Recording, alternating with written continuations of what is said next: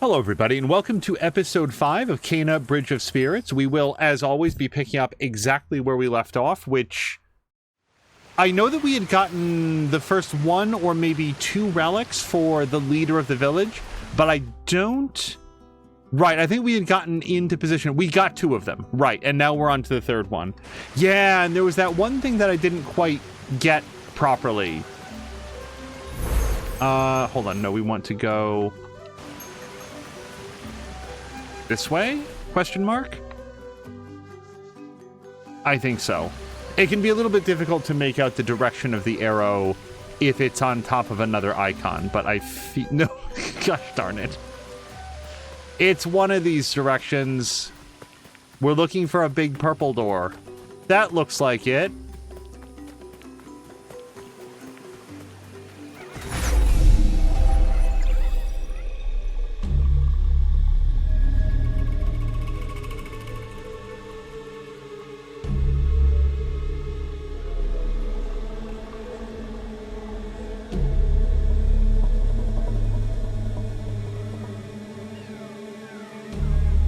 So the last one that we did was Warrior Path, and it had a big fight, but so did the one before it.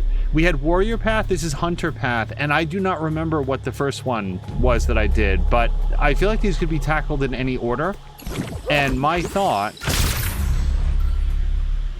Okay, that's actually extremely cool. Oh, but I'm probably not... Don't get collapsed! Did I die? I was admiring the arch. It was a very nice archway. Okay. Ready, steady, go. Look how nice it is. I mean, it was probably nicer before it collapsed, but... right. Okay.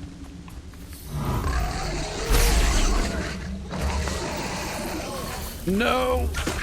Really terrible, terrible angle on that.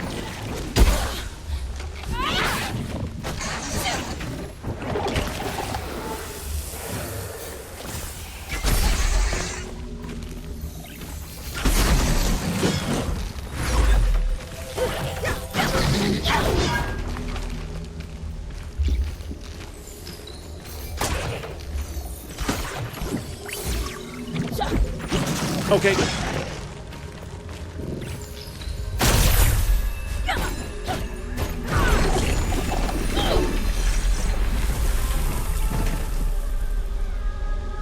I heard a lot of grumbling there, but it seems like it's fine. Like a lot of like stone shifting or something. I haven't seen these markings before. They seem to depict a more violent nature, glorifying the hunt.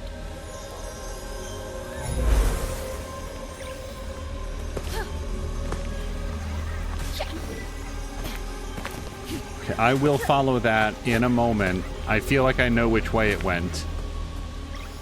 This is it? Okay. Really?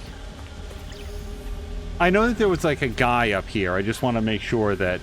No, that's it. Okay. Czar! Oh, Czar's more than a little bit ticked off. Well, first of all, thank you very much for the cheer, but what's going on? I hope your day's okay. Well, I don't trust that. In a slightly different game, I would call that a graphical error, but this seems more like a tripwire. And we are in the path of the hunter, so why don't we just not touch that?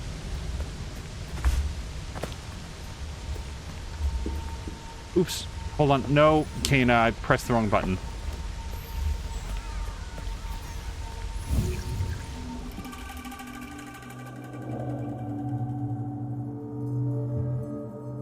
If only we still had their knowledge,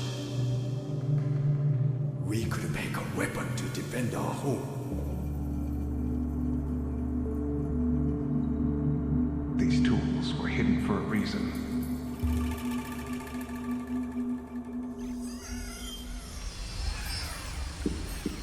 Okay, I have some karma. Let's spend it. Gain a rot action when you successfully parry. I'm never gonna do that though. Release a heavy attack with precise timing to deal massive damage. Hold on, I do like that one. And that one I can't afford, and that one. So, fire 6 arrows. Here's the issue. I would really like to do that. I feel like I'd rather save up to get that one. And then additional karma. Bombs will now splatter when attached to an enemy, temporarily increasing damage that enemy receives from melee attacks. Ooh. I mean, usually I shoot my bow at it, but doing more damage. I want to save up for 400 karma, I think. Okay, so this I can't open yet. So I am going to walk across this because I need to find out what it does. I'm just acknowledging this is clearly a trap. I just need to know what it does. I'm going to Indiana Jones it so I go the other way. That did not help me. Ow.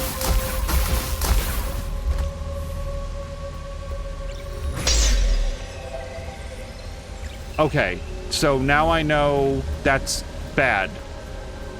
Or more, I've confirmed that's bad. Zara got an email from Larian. All PC versions of Baldur's Gate 3 Physical Deluxe shipped this week, along with the Europe and Oceania versions for PS5. But all North American PS5 and Xbox versions might not ship until June, and he's getting the PS5 version. Zar, I know I have had really bad experiences with trying to get specific limited edition physical versions of things, so I know from experience, son of a bitch. Get out.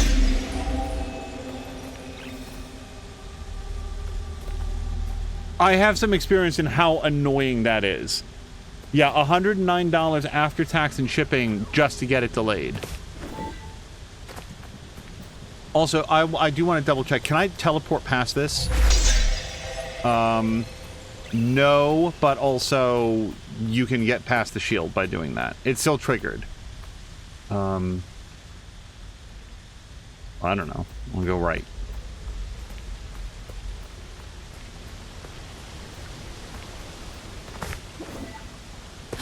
But yeah, that is when you say that you're more than a little ticked off. My experience was with the collector's edition of Ni no Kuni, a game that I never wound up playing. Like, it was such a bad experience with the shipping company that for anybody that wasn't there, there was a big thing where apparently they oversold. Really? That's it? They oversold how many like collector's editions copies would be available by like a lot, and it was a very ugly scene. So yeah, it was very frustrating, and as always happens in a case like this, it's the frontline people on the phone that are just left out to dry. They're just left out dangling in the wind, while whoever it was that was actually responsible like doesn't have to ever face any of that. So it just feels bad all the way around. So there is a bulb up there, but it's not open right now for me to grapple to. Let me set this off, because it does feel like one of the few things that I'm capable of doing.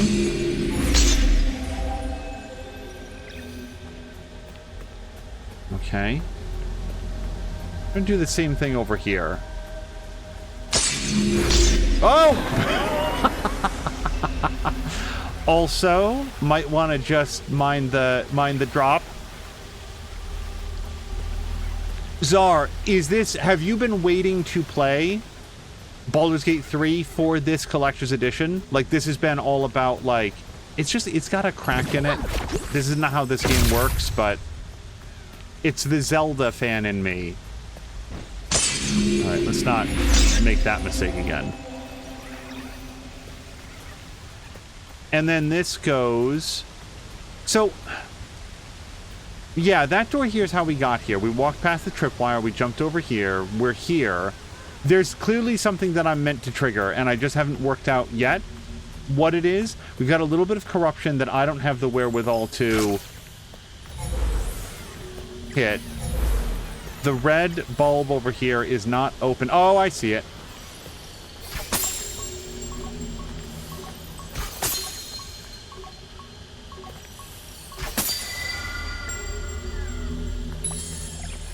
It's over there.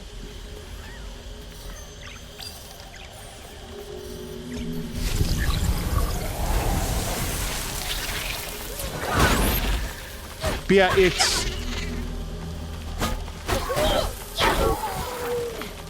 it's a whole thing for sure, where if you just miss out on the opportunity to get like the big collector's edition that you were hoping for, that can be disappointing, but then you play the regular edition and it's fine. However, if you locked in that collector's edition and like that's what you were waiting on and you sort of budgeted around and then it gets like sort of swiped out from underneath you by something, that is way worse.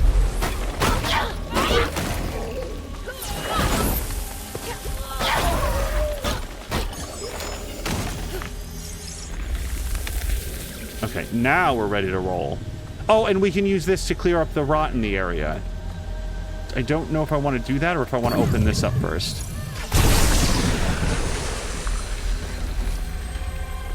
Okay, that is onward to other areas. Let's take a quick... Yeah, there's some things we want to clear up here. Our water finger, remember how small it was before? And it basically just had a face and nothing else? Oh, come on. Really? This isn't something that we can do. Oh, I didn't see this either.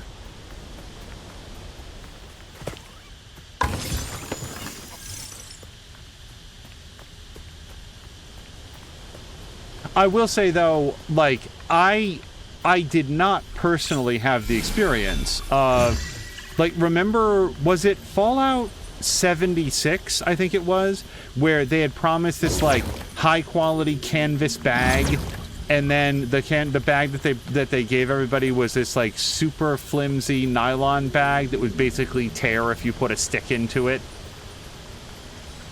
Okay, so I guess our water finger was... It's a good thing they can teleport where they're needed. I guess our water finger was to help with that fight. And I didn't do it that way. I do have one point of curiosity. Can you trigger the trip line with the demon? Or is this... he is floating a little bit. Nope. Alright.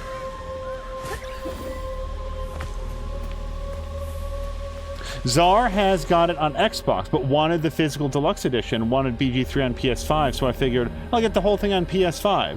The part that makes it even worse is they said anyone who pre-orders during our Wave 1 and Wave 2 pre-orders will be guaranteed a copy. And I guess from their perspective... Okay, so... Oh, that's a statue. Okay, hold on. So I do want to do this then, because we're just gonna... That way I won't have to worry about getting it. I guess you're still quote-unquote guaranteed a copy. It just doesn't arrive with all of the others. I wonder what on earth, because all of the physical goods are identical, right? Like whatever other stuff you get, whether you ordered PC, Xbox, or PS5, all of that stuff is the same. So did they hadn't hit into like a difficulty printing the discs or something? I'll tell you this, I will say this, given the number of updates that Baldur's Gate 3 has had since release, and like it released in a really strong state, but then even then, what is happening? Why can't I make that jump? To have, if the new discs they're printing has like the most up-to-date copy of it, that's not nothing, I'll say that. I mean, that game has had hundreds of gigabytes worth of updates since it originally came out. Granted, to get from the oldest to the newest version would not probably be nearly that much, but it's seen a lot of updates and changes, and it simply skipped directly to the most current copy. I feel like that's a benefit unto itself. Hello to Jab! Jab, I hope your week is going well. Jab, we finished, and again, no spoilers here, I finished part 1 of Elantris, which means that I did not previously realize that there were parts. I realized, but I'd forgotten. So now I'm on to part 2. That to give you an exact sense of precisely where I am in the book. And I really like it. One thing I will say is that it's one of those books where I just sort of wonder, how is this supposed to be said? Like, there's a person where I looked at their name immediately, and I said, oh, this would be said as Serene. Like, that's how I would pronounce it. But then numerous characters, well, maybe 2 characters, call her, like, on the page, it's written as E-N-E, as, like, just for short. Okay, so we're about to do a fight here. And I kind of don't think that they're saying Een. Like, I don't think they're calling her Een. So then I'm like, well, wait, is it supposed to be Serena? Sereni? It's S-A-R-E-N-E on the page. So I was like, oh, like Serene, but with an A. Now I think it's probably like Seren. By part 2, do you mean a second book? No, like part 2 in the same book. Like, the book is divided up into parts. I don't know how many, but part 1 was a little bit more than half, so I would imagine not more than 3 parts. Like, part 2 might be a little bit shorter, and then you get a part 3 or something.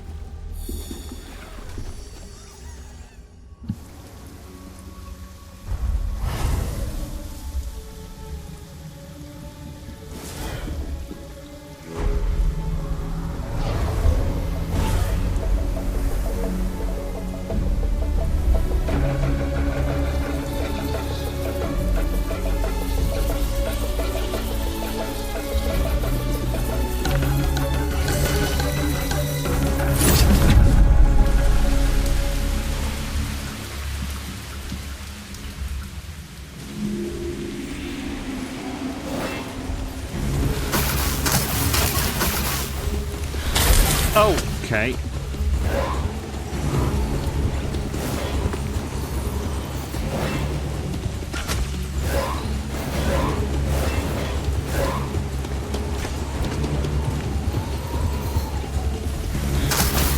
Look, we're gonna spend some time feeling out each other's attack patterns, I think. Oh! It's a thing I didn't know could be done.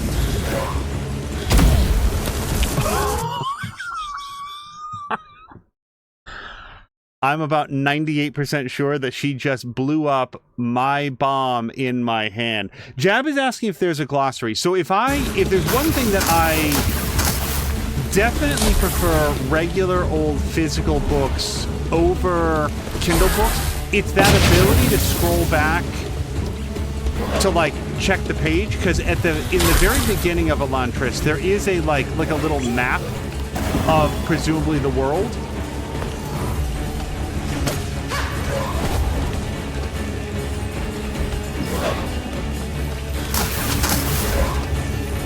But it always feels like a little bit of a hassle to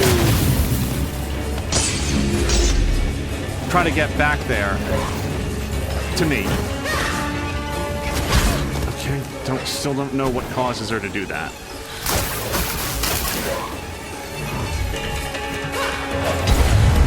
I am very much going to lose this. Hold on, let me try to find a flag, or a flower.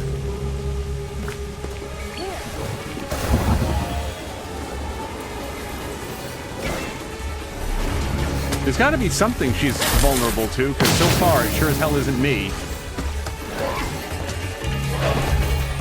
Okay, that's probably great. Ugh.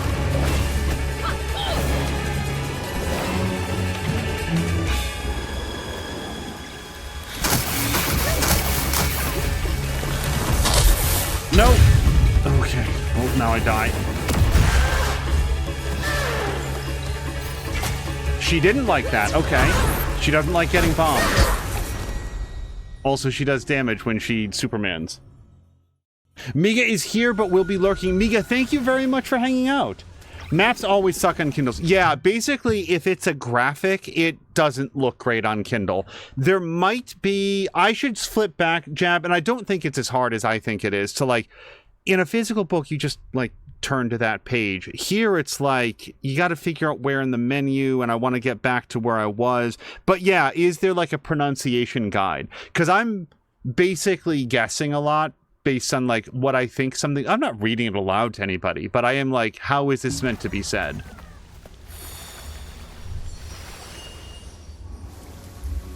It is one of those things where I'm like, I'm honestly surprised that there hasn't been, like, an attempt to make this into a series yet.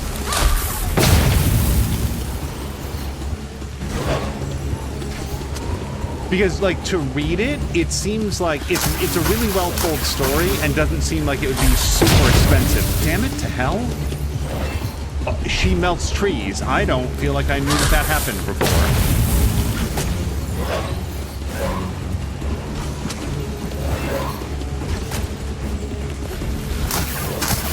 I don't want to go in that.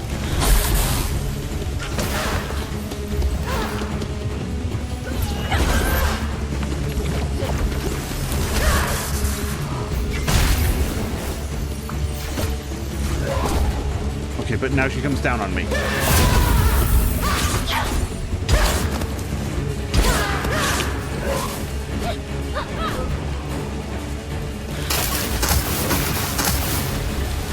Ah!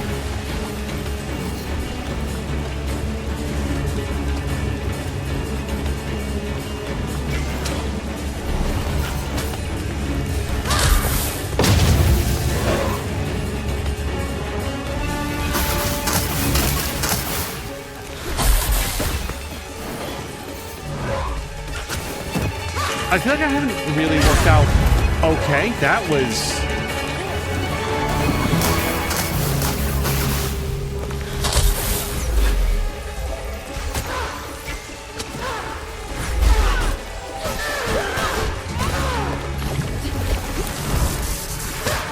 no, but you can blow up too. No, don't throw it back!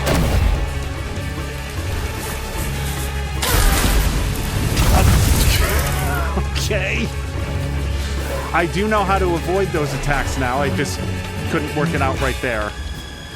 She's coming down on top of me. I just don't know when.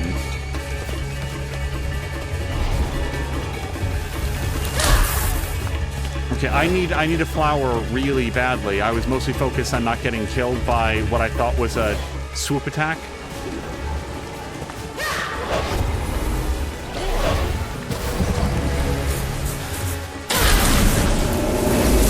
Okay, where are you?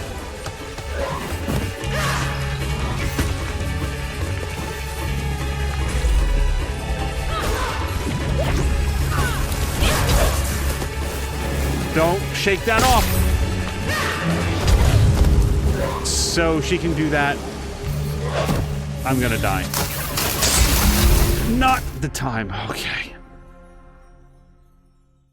Czar says, took 30 minutes to get one of those barbecue sandwiches we talked about. I ordered it without pickles, and they still tried putting on the damn pickles. Yeah, pickles were a big source of conversation in App's stream yesterday. It made me realize I like dill pickles just like as a dill pickle. I don't think that there's anything that I prefer to have pickles on, like a sandwich or a pizza or anything like that, where I'm like, boy, this is better with pickles on it.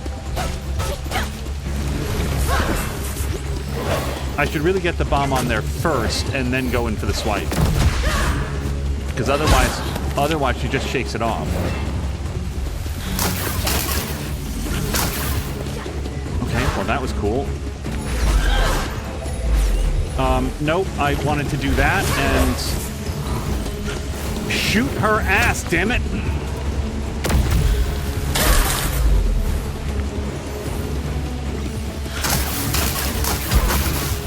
There's something that I do that makes her fall to the ground and get stunned for a few seconds, but I don't know what it is. Because I shoot her, and it's not like that happens every time or even most of the time.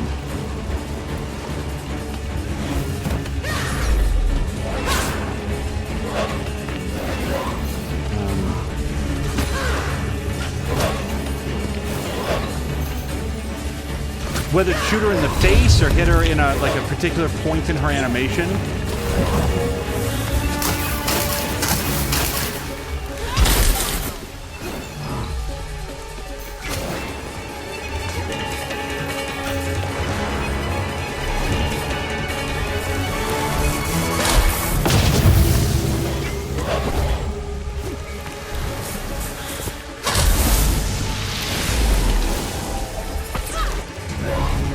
Okay, but now she does this.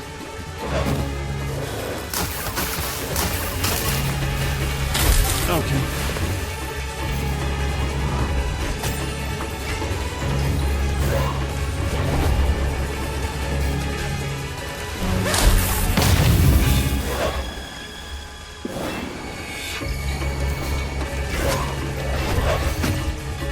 Okay, hold on, I can't.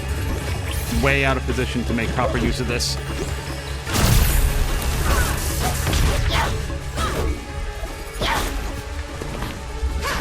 Okay, whatever. Does she... Wait. Does she habitually shoot your bomb? If you just shoot like a bomb, you throw a bomb out and she has to shoot it?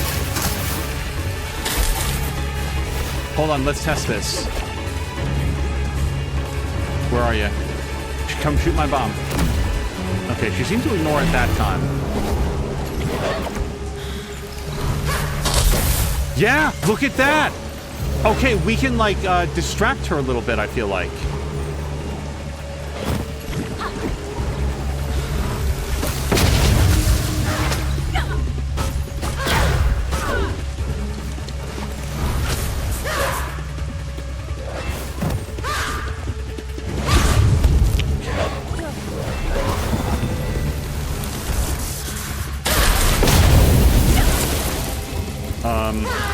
Shit!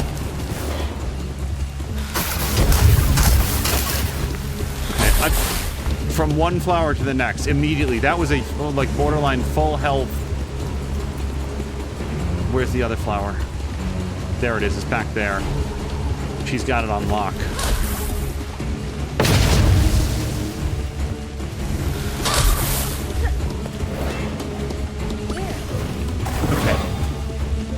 And actually, yeah, now that her health bar is so long, it's not really a full health label anymore.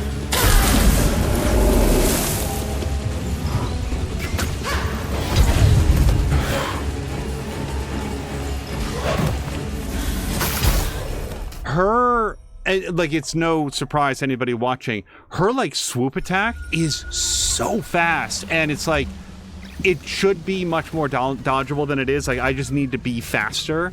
She is very quick. I love how the pickle conversation, you know, kind of exploded. I'll say this, like, most of the pickles that go in, like, burgers and stuff, I don't like those at all. Hello to Caroluna! Caroluna, I feel like it's been a while. I hope that your week has been going well. I did see that you were in Innertooth stream earlier today. We're fighting the Hunter.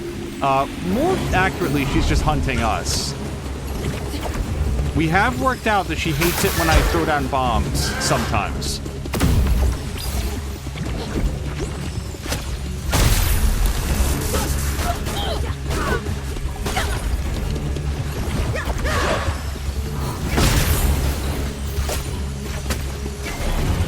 Okay, just don't be where I am.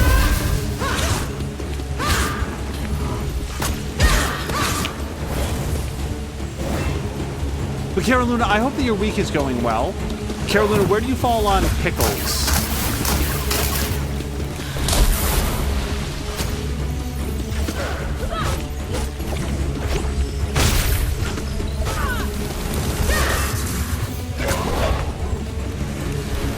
I'll say this, I would not be, like, averse to trying a pizza with pickles on it. And in fact, like, the cheeseburger pizza that I've had may have had pickles on it. I don't happen to remember. I feel like it's been a while.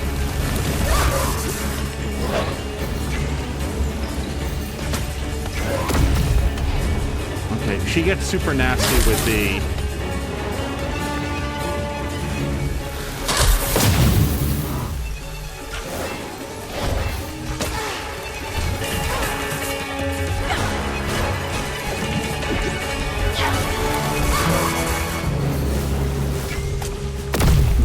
really wanted to shoot that while it was on her.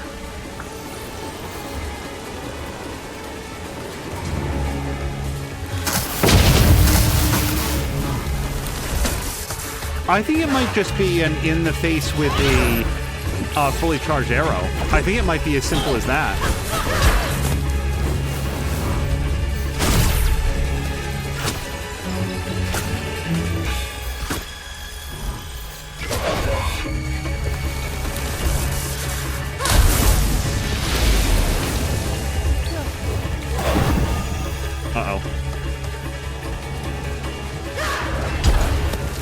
Okay, what?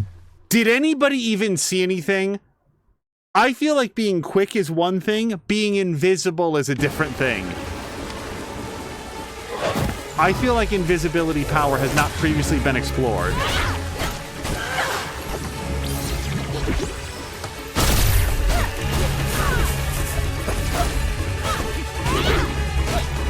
Okay, but just a little more, please.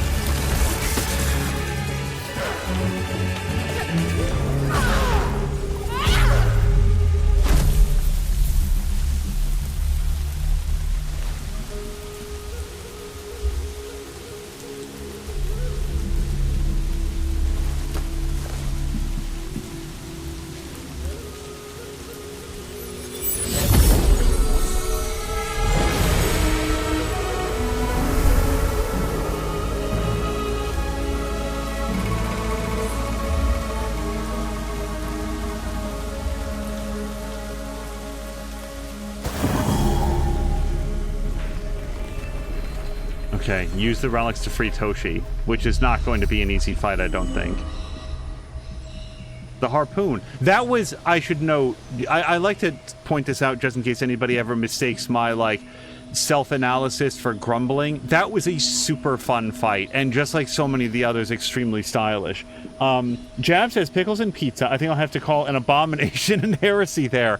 It doesn't seem like it would be a good match, but again, if you just describe to me pineapple on pizza, but again, pineapple on pizza, it's not my go-to.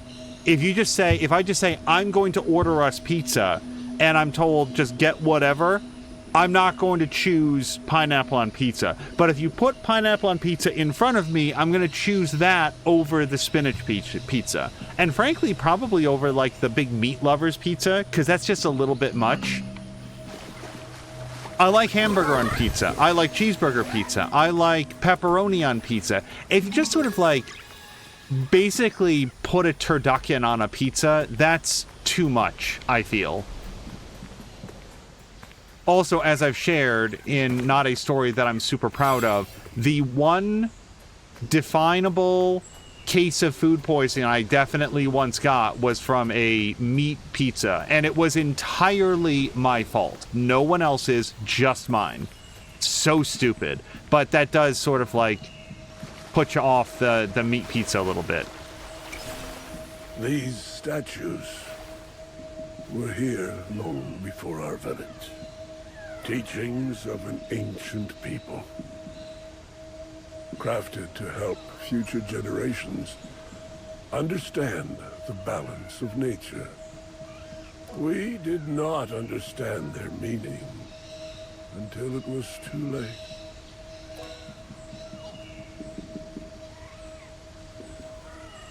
I don't see how you could possibly misunderstand this. It seems pretty clear.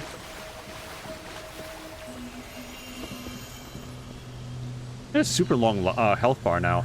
And I'm going to go on record as saying I have missed no fewer than 3 meditation points, I bet you.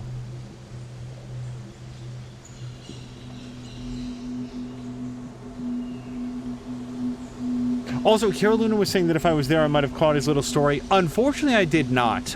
Today was very, very busy at work, so although I was able to participate in lurk mode, I didn't always have the chat up. I'll say this of Captain of Industry. I am legitimately trying to think of a more impressive terrain engine that I've seen in any game. Any game. Like, maybe a Populous game, like Populous New Beginning, or wasn't it like, what was that game that had, like, it was basically a god game where you could, like, scoop up sand and put it down? Was that, like, Rias or something like that? I'm trying to remember. That probably comes closest, and I don't think is nearly as granular and reactive to what you can do in Captain of Industry. I am so impressed by the terrain engine of Captain of Industry. Okay, I'm just double checking. I feel like we've gotten everything that there was here. Let's go back to our warp point. Like, you have, like, what is it, like, called, like, a backhoe or something like that to, like, scoop up the dirt, and you can literally see the terrain deform around that, probably to an exaggerated degree, but it's just so well done. All right, so I don't think I got any more tree mail. Or if I did, I feel like it would show it to me. So I think we're just going to go here.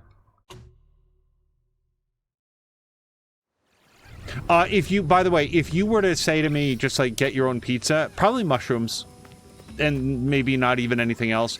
Mushrooms, particularly diced mushrooms, are really good. If I could choose a second thing, Czar, I think, brought this up yesterday.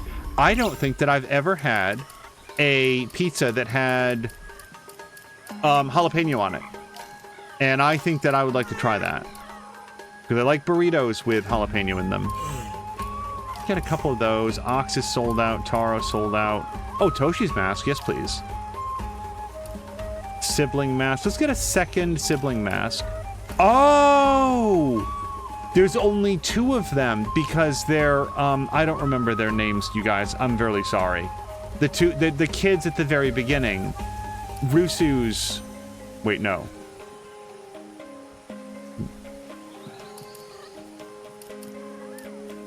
Wait, I didn't even know that we had that one. Yeah, look at this one. Mask Maker, Warrior. Mask Maker, that was the first guy. We did Mask Maker, then Warrior, then Hunter. Dinosaurs sold out, so yeah, there's all the hats we don't have. There's a lot of them.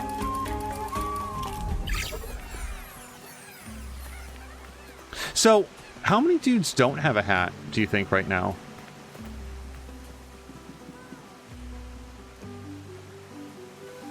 I'm trying to gauge more or fewer than half. And I'm actually still not sure. Jab would go with 1 topping pepperoni, 2 toppings add mushrooms, 3 add, So wait, more mushrooms then, Jab, would be his standards? Because both topping 2 and topping 3 were more mushrooms. I'm a big fan of mushrooms. Almost every form of mushrooms. Like, remember when I said that I like pickles, like, by themselves? You can serve me fried mushrooms. You can serve me, like, mushrooms on the side, mushrooms on a pizza, mushroom in, like, a calzone. Mushrooms are good all the time. Your dash allows you to exist briefly in both the physical and spirit realms. Use it to evade attacks. I feel like we did hear that. So is this where I'm coming to... Or is it slightly ahead? I think it's slightly ahead.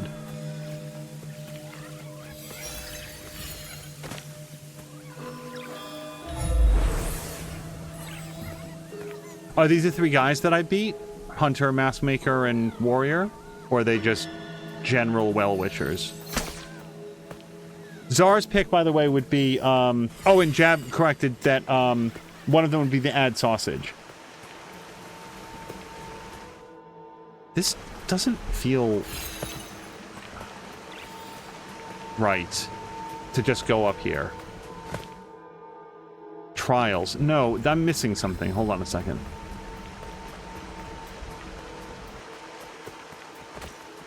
Carolyn intended to order pizza. By the way, like, sausage is one of those things that I will absolutely eat if it's on pizza, but it generally just doesn't occur to me to put it on myself. Sir, I'm kind of sorry. What? I feel like I'm supposed to face Taro around here. Not Taro. Kushi? What's this guy's name?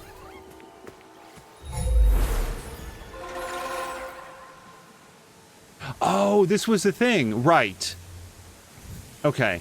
Let me at least try this forest courtyard again. Was this the one where don't take damage? Within 2 minutes, take no damage. Let's give it a shot.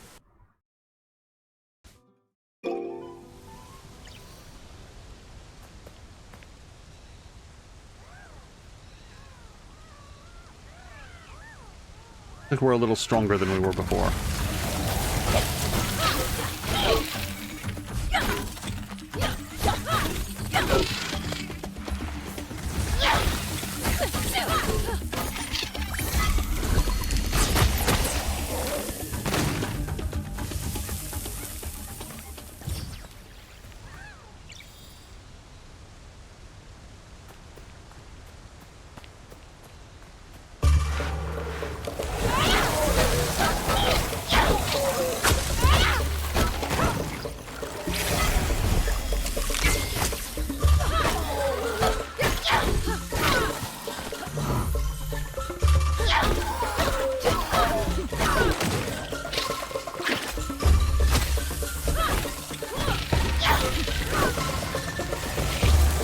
Hold on.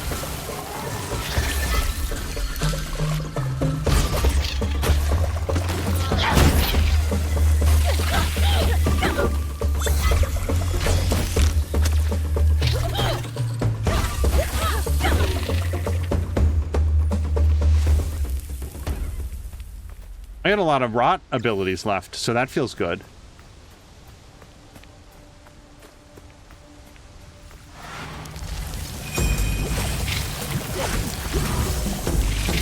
Shit. Oh, God! Still doing that thing where I accidentally, like, release my, arrow without actually shooting it.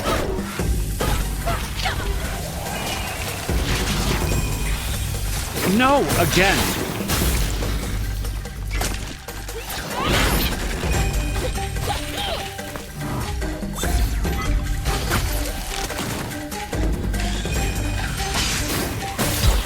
Okay, that sucked.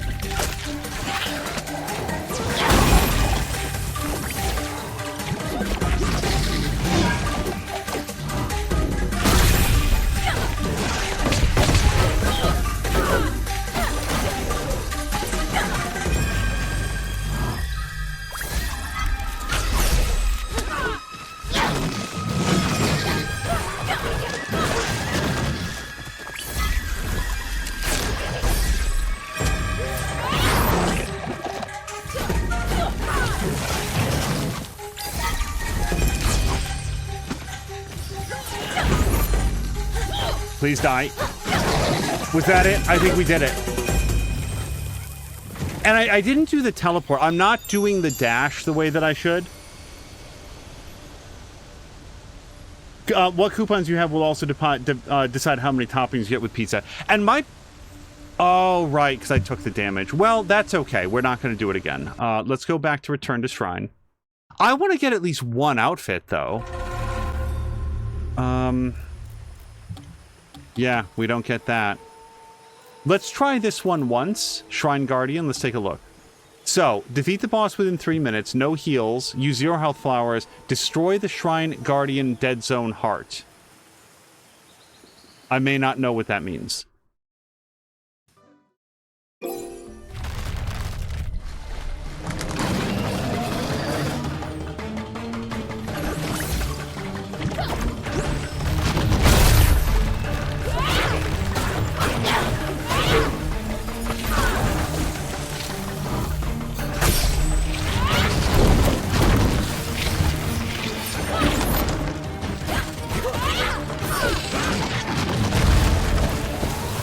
So I feel like, to a good extent, I shouldn't be worried about the, like, ads, the randos.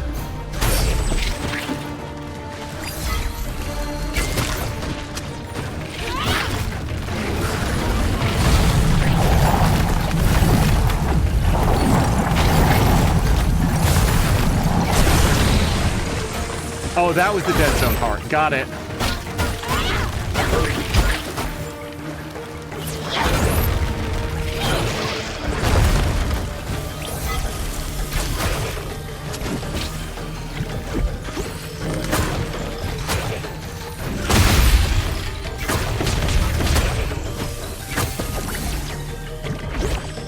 Shoot. Okay, I somehow managed to latch that onto the underside of the thing rather than the man that was right in front of me.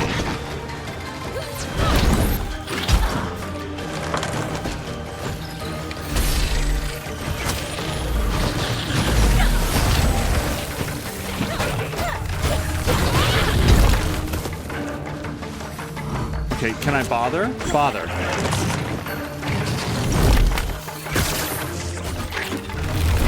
Okay, that one was way easier than the never take damage one. How about a Crow? Crow. Did you see about, I think it's pronounced like Kaioken or whatever? I don't want to, like, harsh your day, but the studio that was responsible for Deliver Us the Moon, Deliver Us Mars has reportedly shut down. And there's no reason to ever think that anybody that worked on those games would be here, but if one of them ever sees this VOD, your games were awesome. I, like, from a technical standpoint, Deliver Us Mars could have used some improvement on the version that I played, but I really, really, really wanted to see more from you guys. Yeah, it was... Those games really felt like they were something special. There was a quality to writing and just like storytelling and the world that they were building. I would have liked to see a dozen more of those, truly.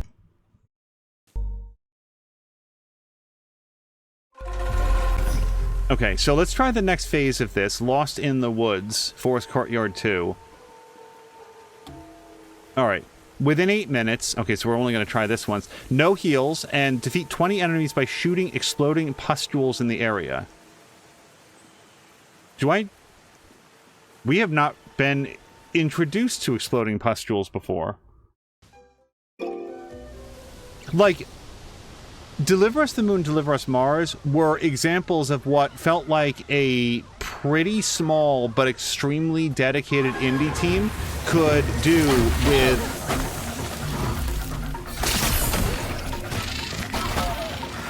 Oh, well that seemed okay.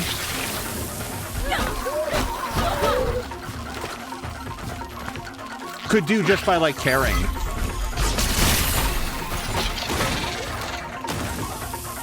Alright, I'm liking the exploding pustules, okay. And hello to Silk, how's Kena going? Pretty well. We're trying one of the mask challenges, just because I wouldn't mind getting a little bit more comfortable with the combat before we go into face the guy who's not named Taro, but unfortunately I don't remember what his name is. Nope!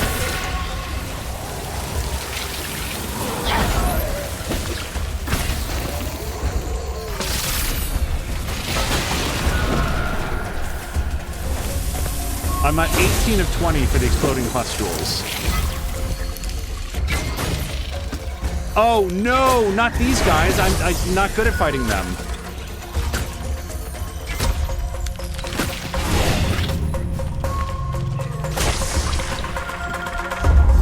Father.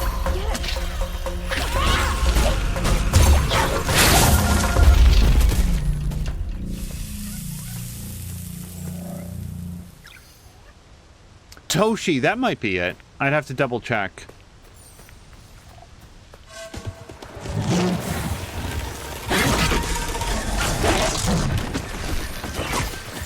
Shoot the yellow crystal. The big yellow crystal is what I'm aiming at twice.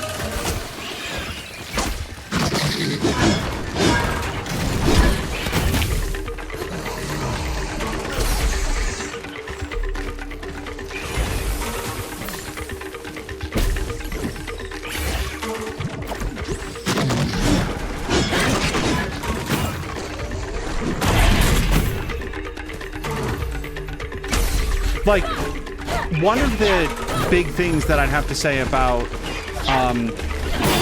the sort of Deliver Us franchise, now that we know it to be complete, is... Oops. Okay, relax.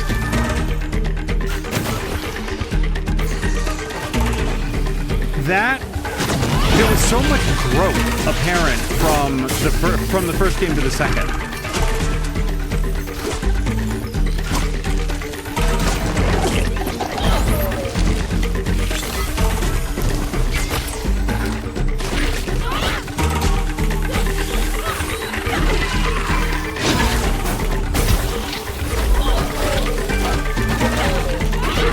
Sorry, I'm not going to be able to formulate thoughts right now.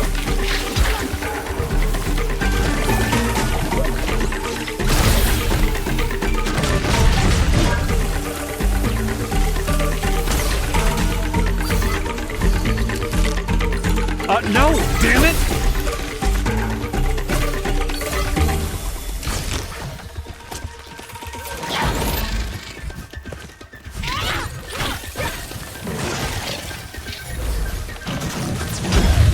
Okay, that's not what I meant.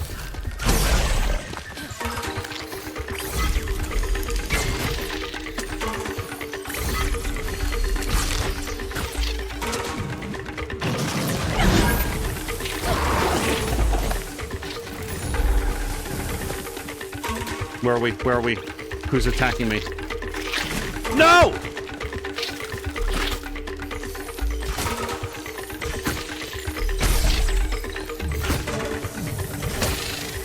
Crow, I hope that your week has gone well. Hold on.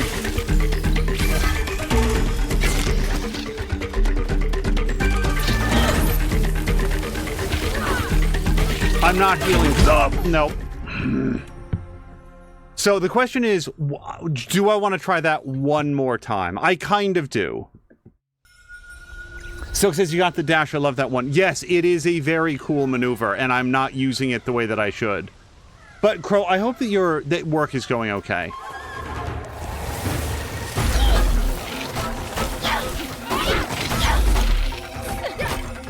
Okay. Let's get a whole bunch of dudes onto the scene, and then...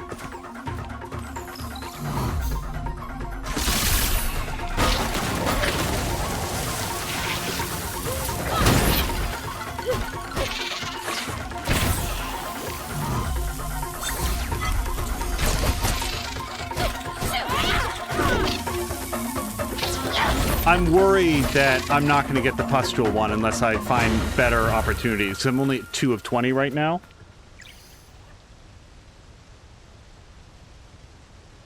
I like that they, like, form up.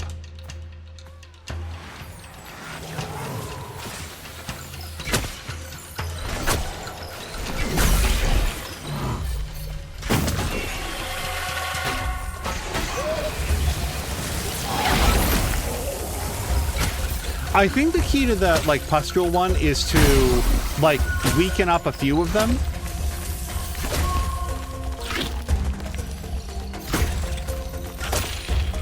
Not that weak, maybe.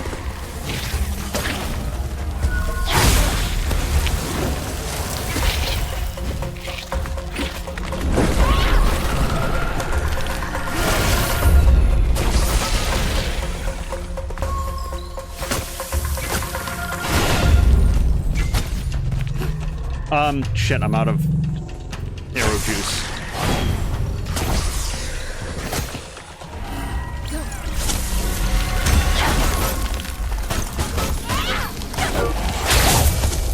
Don't let him heal. No, don't do it!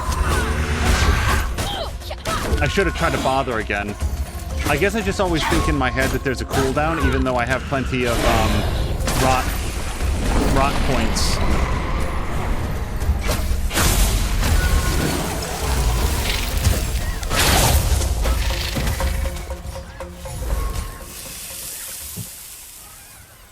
Things are going well. Oh, hold on. Also writing, I have my final shift at the store on Saturday. In the meantime, I'm helping out a few hours a day remotely on the medical stuff before I get stuck in significantly more week. Also, next week. Also writing all the certifications for the other remote jobs so things are going well and much happier. I'm really happy about that, Crow. Zar would trade everyone on jobs right now. I'm in the middle of pulling about 150 kegs. I still like your idea, Zar, about listening to audiobooks while working out. That came up earlier. Wait, let me pustule you.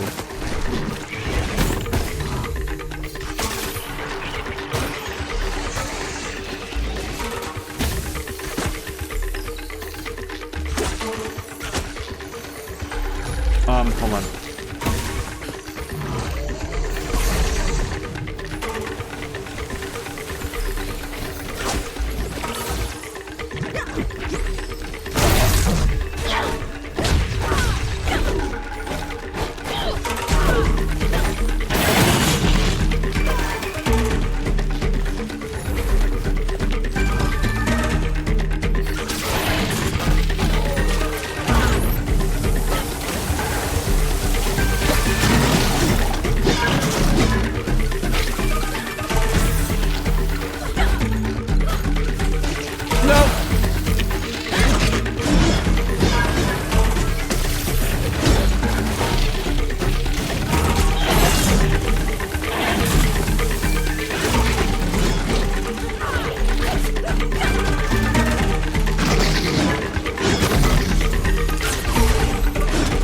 Do I have any more pustules? I've got one.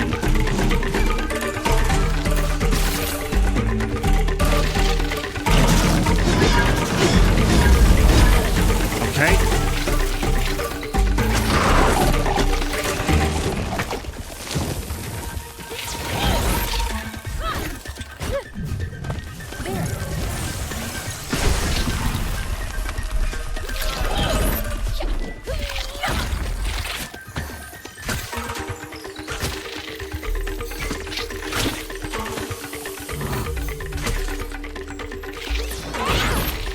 The soundtrack for this game truly is inspired. Okay. Was that wave 3 of 7, or where are we at now? Crow says, I'm not sure if you were in App's chat when I mentioned it, but just to update in case you weren't, I quit the store as I got responses from 3 separate companies to apply for remote work. One of them is with old co-workers of mine on doctors I worked with before, so I'm very happy. Crow, like, as you know, I think that's... Oops, no.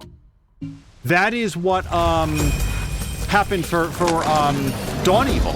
That she had an opportunity to go where, like, a bunch of her co-workers had gone. She's delighted with it, so that's extremely promising.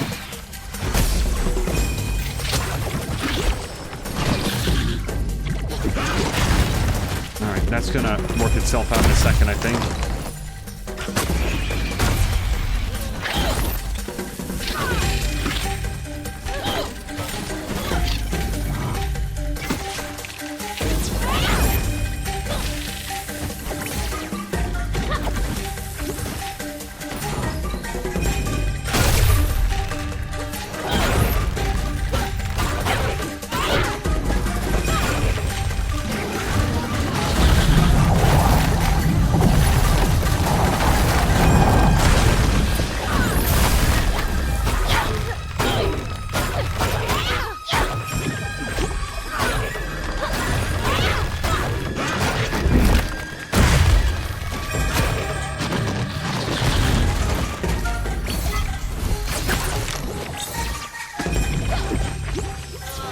I just think that's really great news when you have all the reason in the world to believe that you're going to wind up at some place that, like, you know the people, they know you.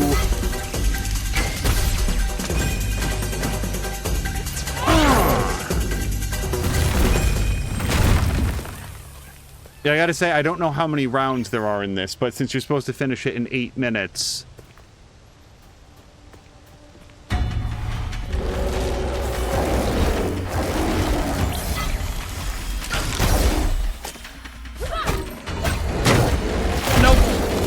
Okay, I'm not good at fighting those guys. Never have been.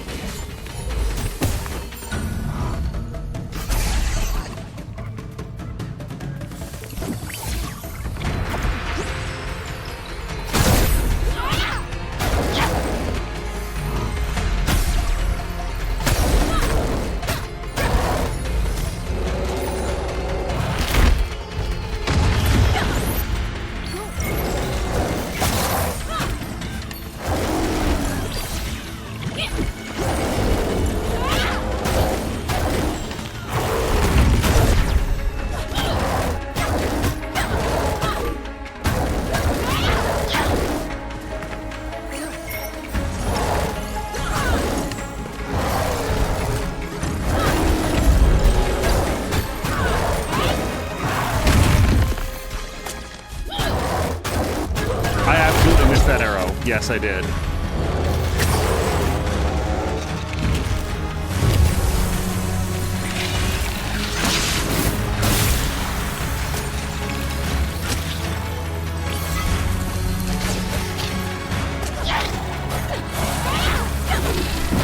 No! What the hell even is this guy?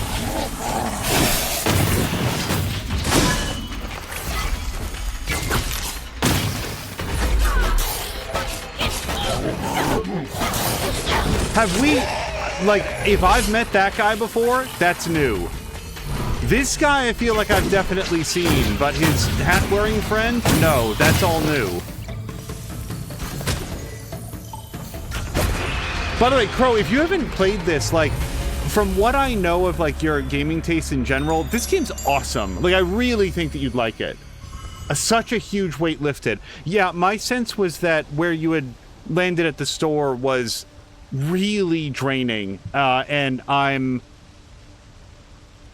glad that things look like they're on a happier track now, because I was hoping that you'd be like, once you got settled in, like at the new place would be okay. But if you have something better lined up, huge congratulations on that. Silk is saying, if you use your dash as part of your combat, it does damage and sometimes stuns the opponent. However, you're going to use up a lot of stamina. But I should, Silk, because I don't use the shield very much. And I should, I'm just, if I was better at parrying, I'd use it all the time. I never get the timing right. So I think that was 2 out of the 3 things on this track, and I want to try this one, Lost in the Woods. Defeat him within 3 minutes, no health, shoot Taro's lantern during his grab attack. Well, I'll shoot his lantern. I don't know if it's going to be during the grab attack. And this is on Crow's wish list for sure.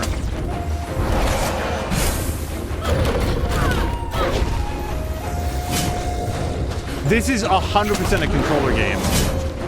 I feel like playing this with a mouse and keyboard would be borderline immoral.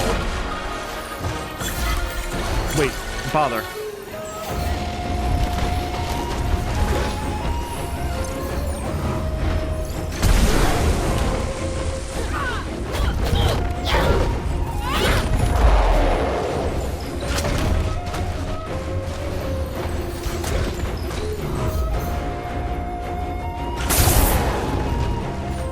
Was that? I was aiming at the lantern, but it wasn't actually lit.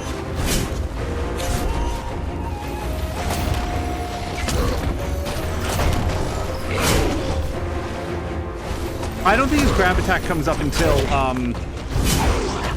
he ditches the sword.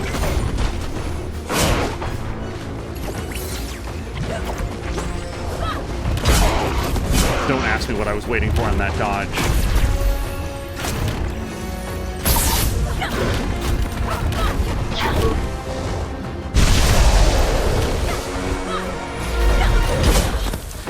Maybe not the best time to dodge.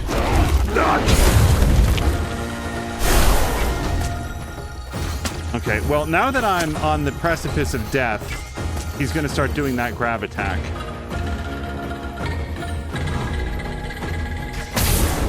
Was that it? It sure was. Okay, don't overcommit.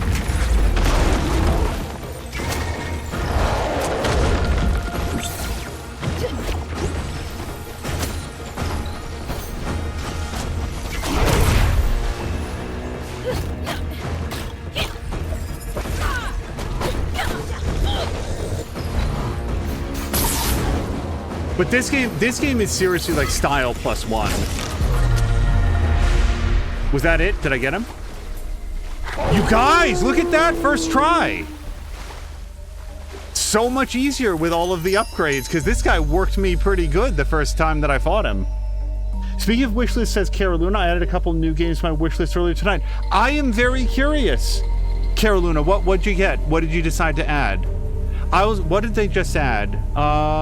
Sins of a Solar Empire 2 has now been announced that it's going to be on Steam at some point in the summertime. I will look forward to seeing the reviews of that because it is not yet done. So that's all the challenges that I intend to do at the time, as long as we get a prize. Yeah, we got an outfit. Okay, so we have the outfit. The villager outfit. Wait, what? I got 2? I'm a fan of 2. Okay. And what was this one? Was it just don't get hit? Let me try don't get hit once. I really feel like it's in there. In our wheelhouse now. We're all warmed up. Oh, Carolina wants to show rather than tell. Understood. We'll keep it as a surprise.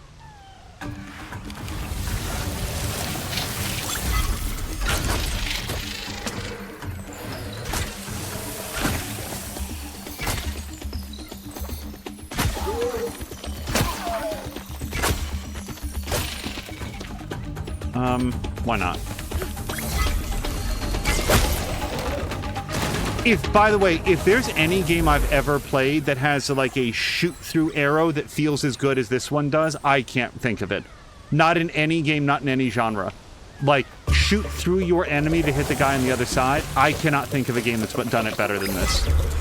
That includes like Wildermyth, that includes like, that might be like an XCOM thing. Now, why ever get close? If our goal is to not get hit, we just want to sort of like continue to plink these guys from distance. Or no, wait, I have to do it in 2 minutes, don't I?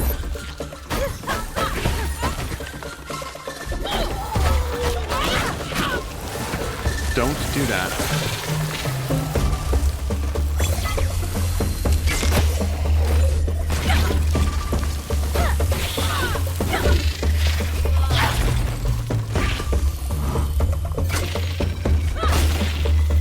Dodge. Hit man. Okay, so we've got 1 minute left, and I think this is the final wave. I want to say that depending on what upgrades you have, these challenges are probably going to be a lot harder or a lot easier. And I feel like I have a good set of abilities to make them easier.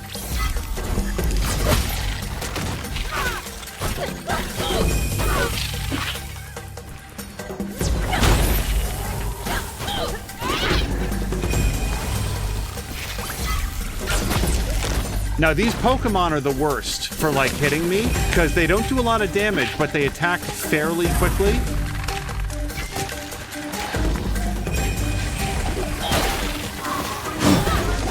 Who's doing that?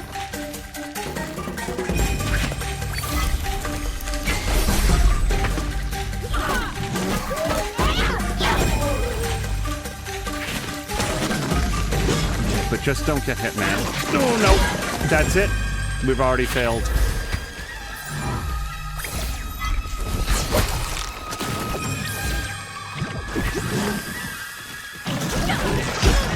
Double failed. Look at that.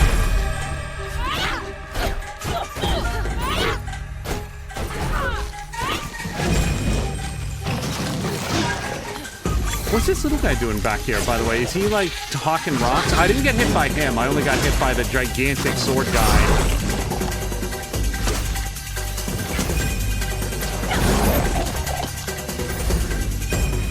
I bet you if I used the dodge a lot more, I'd have an easier time.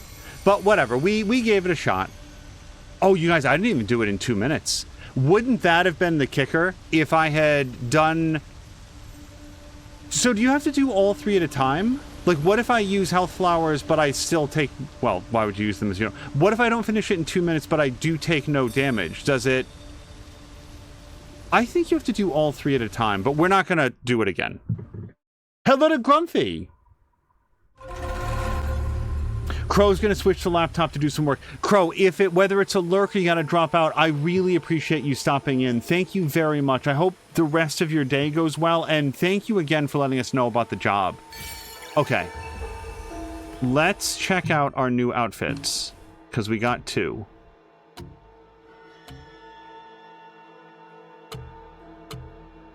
Right, we have all of those. Where do you go for outfits? Upgrades?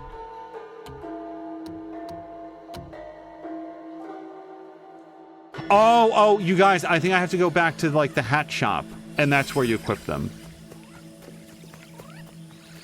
I want to know, I don't dislike Kana's current outfit. I just like having all the outfits. Like, you give me a game with outfits, I want to unlock all of them, even if I don't use them. Outfits, yep.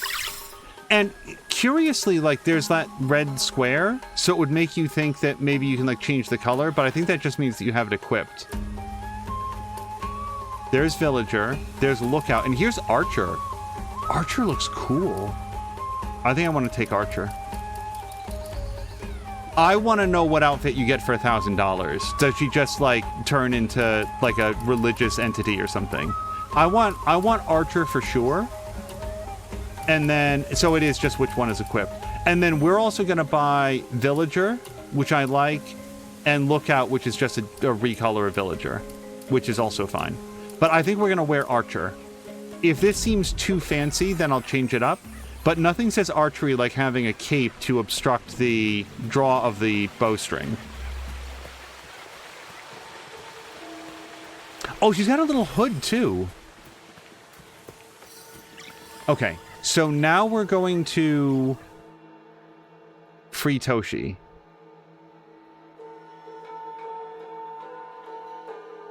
There we go. Okay. So it was the yellow dot that I was looking for. Grumpy, I hope that your Thursday has gone well. One more day until the weekend.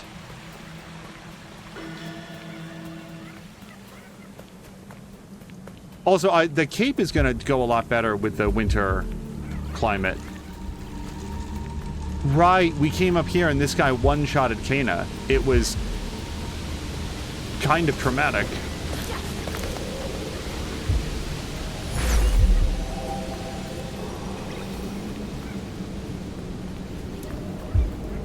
Inter! Hello to Inter! Inter, we were talking a little bit ago about Captain of Industry, and I'm really serious. I'm trying to, like, when I was watching you play today, I was trying to think of any game I've ever played that has as impressive a terrain system as that game. It is extremely cool.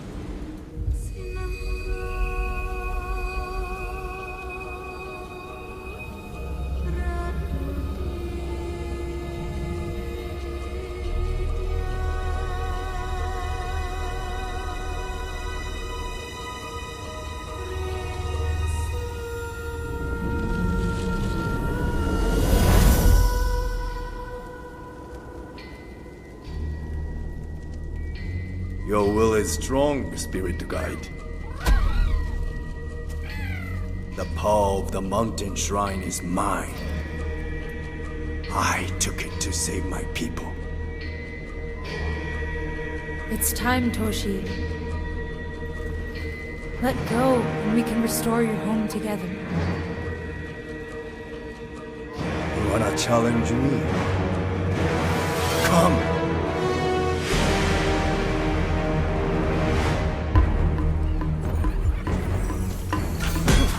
Uh-oh. So, arrows are not the thing. Okay.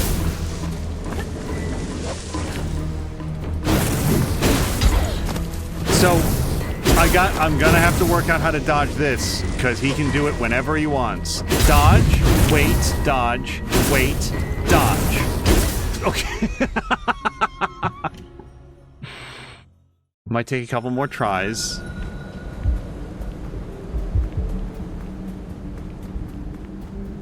It was Toshi, says Silk.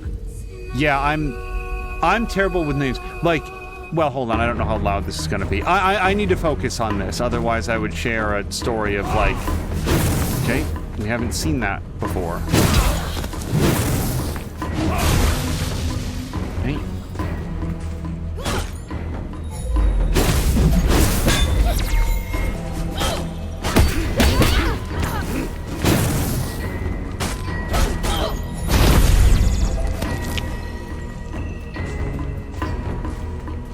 I'm just waiting for that bar at the bottom left to charge back up, and I'm not going to plink him with arrows because we know that don't work, so...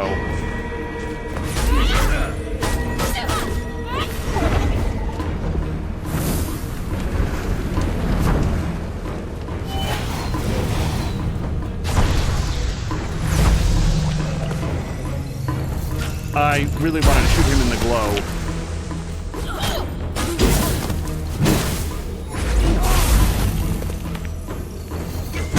Right, why am I still doing that? Wasn't ready for that. Really?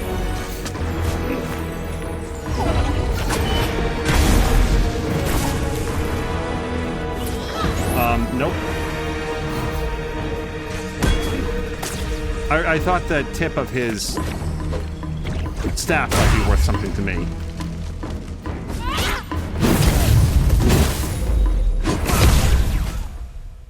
Oh, that... I thought that I had enough shield jump that wouldn't actually cause damage to me.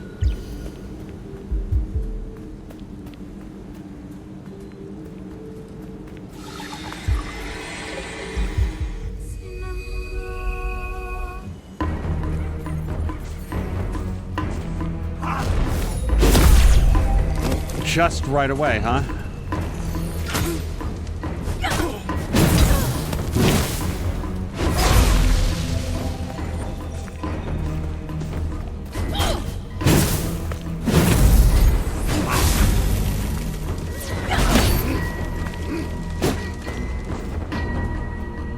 I can't decide if I want to be locked onto this guy or not.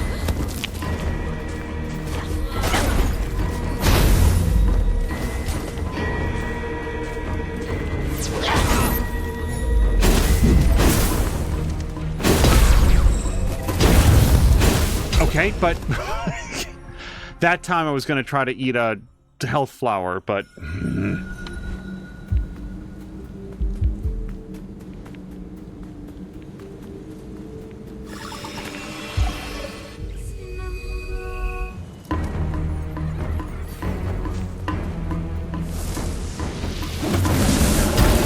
Right, not worked out the timing on that yet.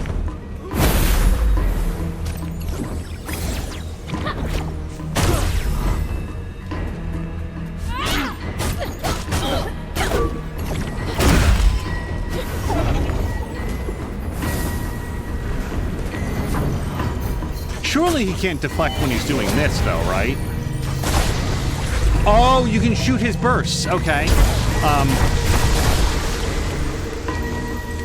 I think right now if I shoot him, he just deflects, but maybe not while he's doing that.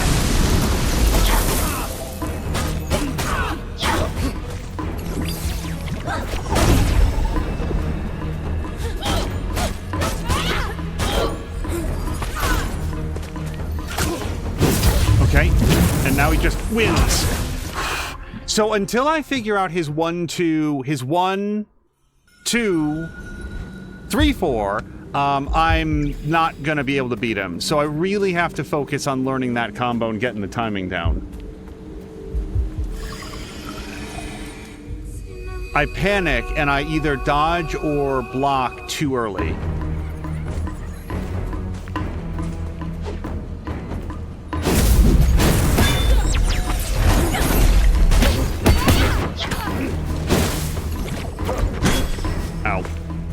Oh, he turns it, not only does he reflect it back, but he, like, makes it into a bad bomb.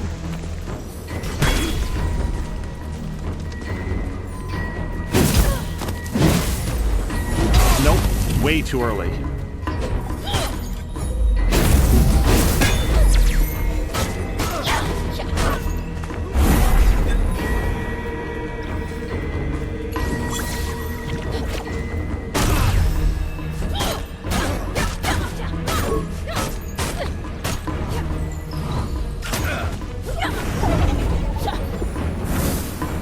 So now he does something horrible to me.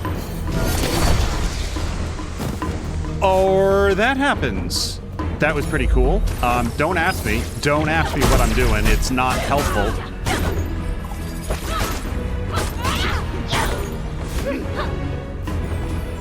Okay. Nope. Okay, so can we heal, please?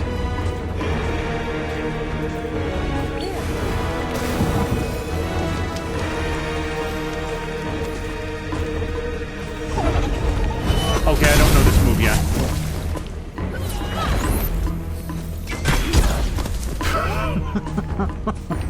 When will you learn, me?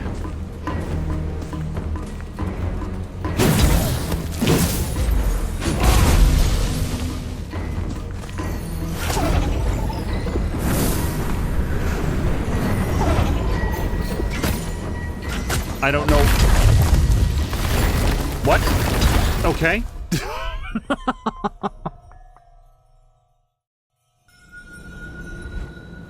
Innertooth saying, it's like dancing. And hi, everybody. Grumpy, Carolina, Silk, and Crow. Carolina's waving back. Carolina, do you have the week off or something? I see you in my streams, not that I mind. That's a good question. It'd be awesome if you had some time off, Carolina. I know it's been not the steadiest year, but... That was not a parry. And also, I should probably not be trying to parry with no shield health. No, why am I doing that? Way too early.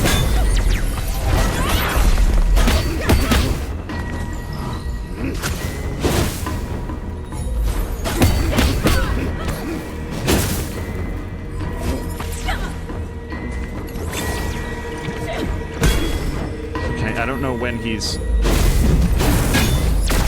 I cannot parry the first hit. And maybe I don't need to as long as I can start to hit the second one, but it always lands later than I think.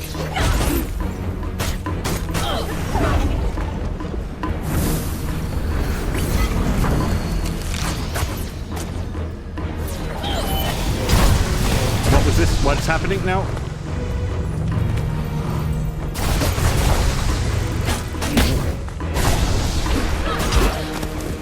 Okay, I'm gonna heal if I can and make it over here.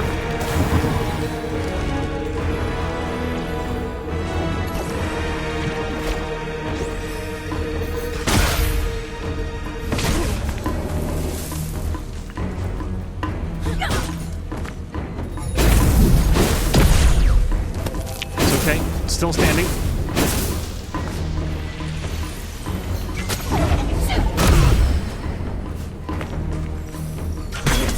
Right, okay.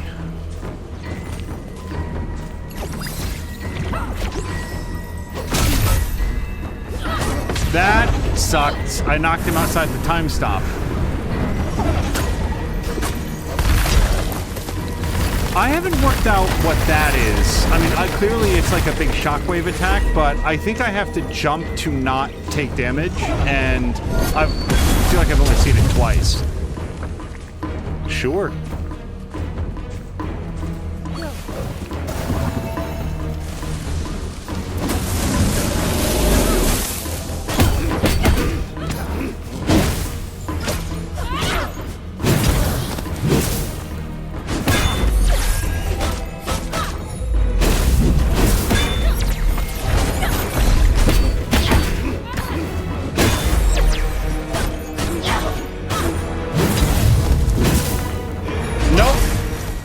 It's... His timing is, like, perfectly calibrated that I panic and hit it too early. Hello to Jerzu! Jerzu, I hope that your Thursday's going well. We're fighting Toshi here in the magical world of Kena. And you have some time off. Like, you're probably well into your time off. I hope that that's going well. Okay, that's a brand new thing that's happening.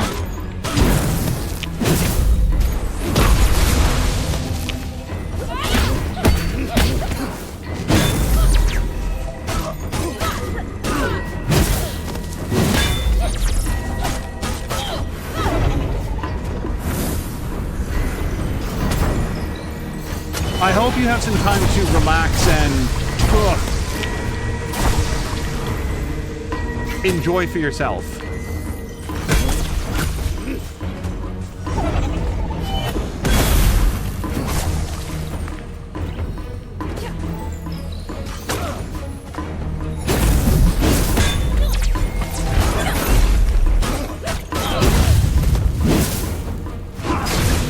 Okay, but let me grab that, please.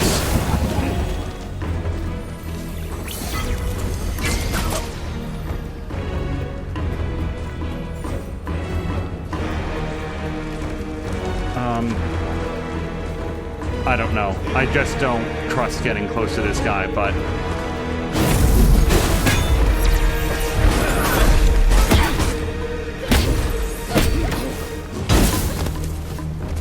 Okay, I'm out of shield power.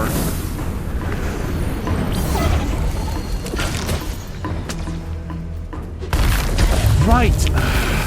So what's happening there is that I think he's going to do the big purple burst that I have to dash through, and instead it's the, no, you have to jump and be out of the way.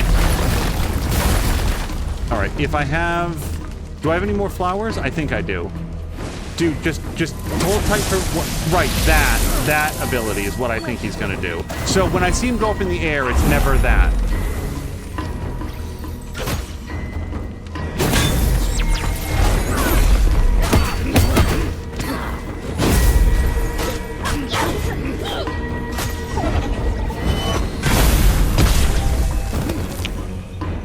Okay, I mean, I've eaten worse.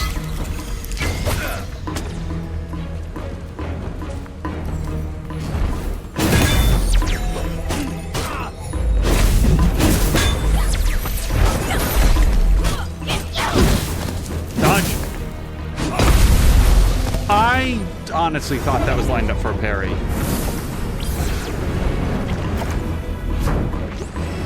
This is not going to hit him.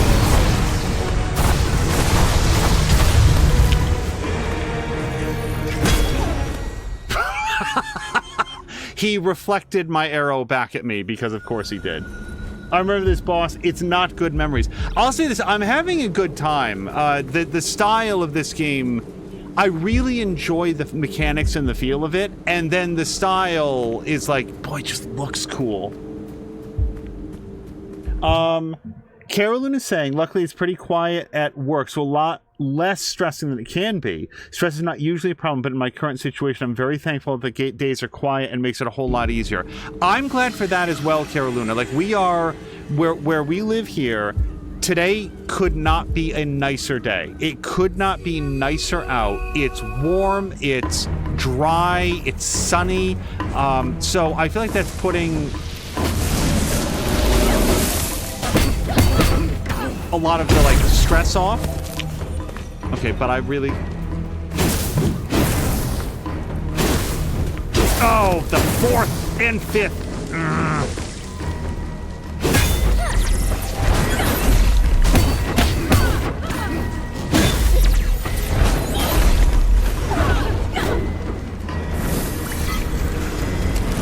This might have been a little bit premature.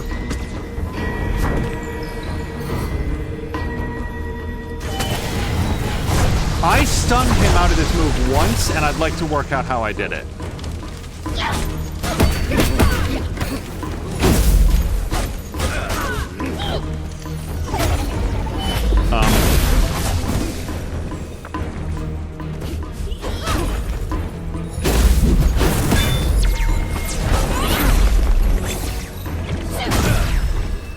Get him.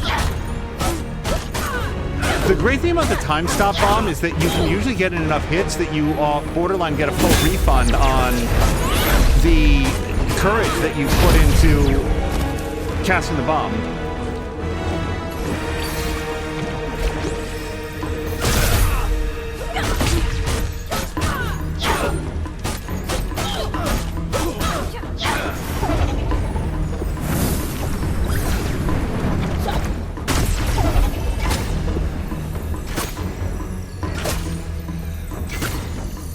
So he's going to do this, and I dodge it. Okay.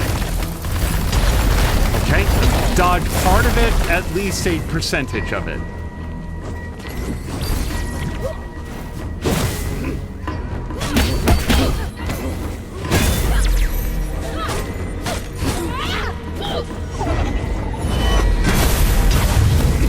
Okay, I need health very badly. Hold on.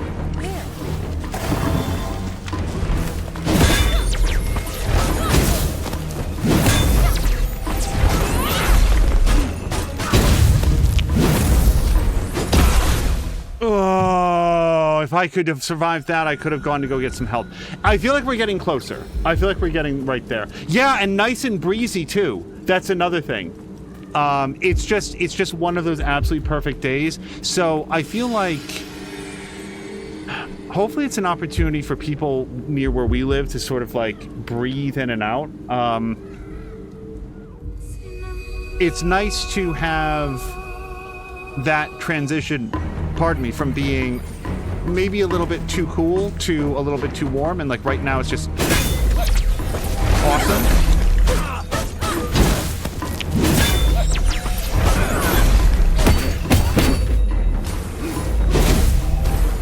Shit.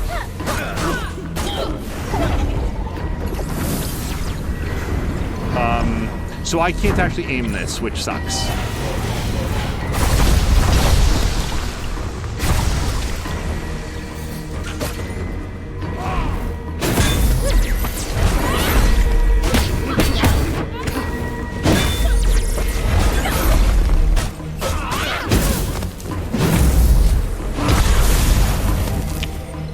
Hold on.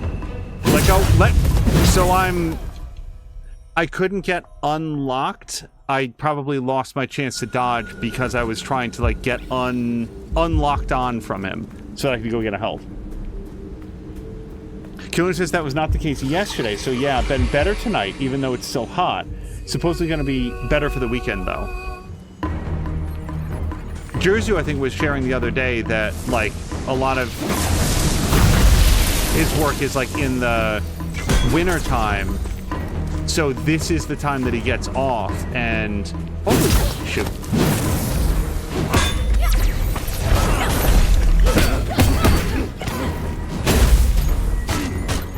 Hopefully there's some nice weather to go along with it.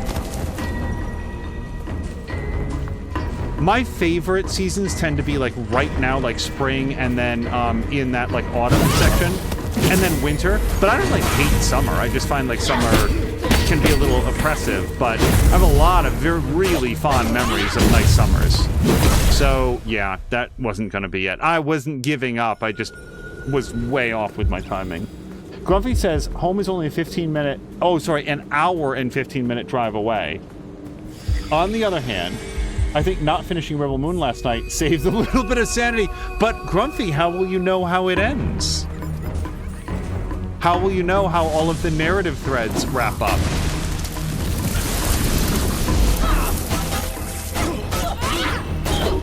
So that seemed like a super counter to his move, and I don't know why. I don't know why he reeled back as hard as he did there.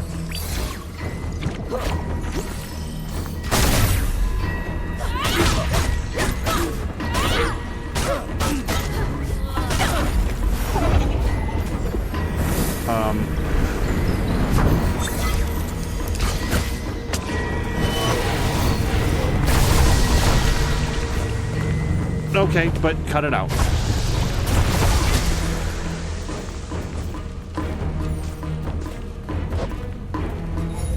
Way too early.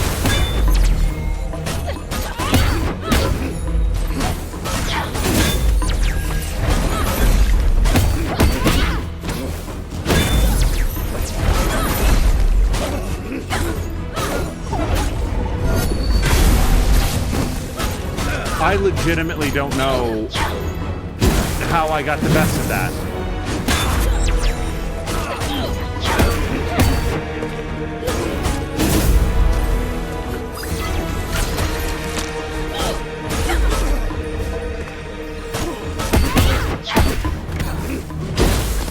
Okay, I'm out of shield energy.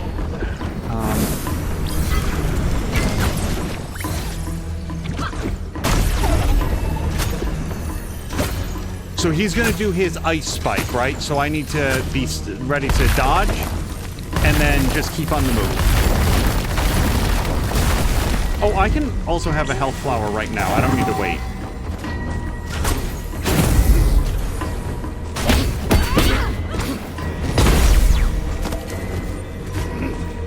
Now I need to wait. No, whatever this is, please don't do it.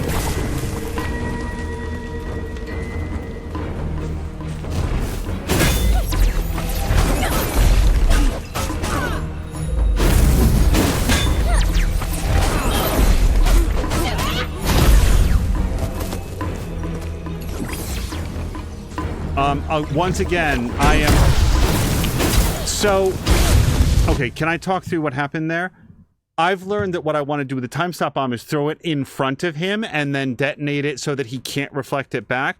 But there, I couldn't move up or down for some reason. And no, I don't think it's because I'm locked on to him. Maybe I'm wrong, but normally you can like still go up and down on it.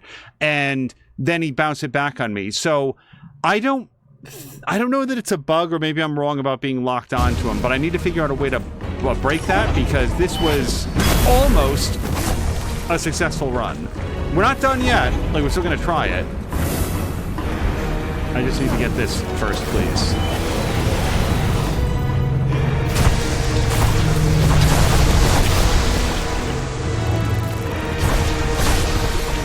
Don't do it, because he's going to reflect it back.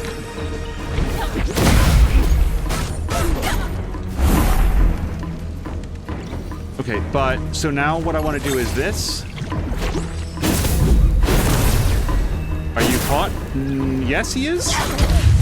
Oh, but he was doing an attack animation, which still landed. Arrgh! I feel like we're close. A bug would need to have insects involved. Yeah, we don't have any of those flying Pokemon, so it can't be a bug. And also, like, I can't not be... Like, if I go into that and I'm locked on, I can't, like, break the lock to aim down. And this is the only fight where I feel like that's happened, so I'm probably just, like, not... I should probably just not be locked on if I'm planning to do that move.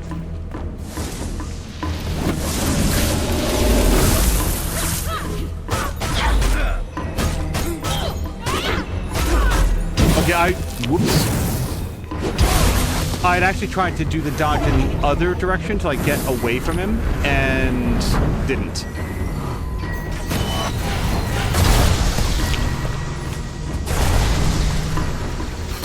So I'm gonna figure out how I, like, stunned him out of that light, you know, that magic missile move.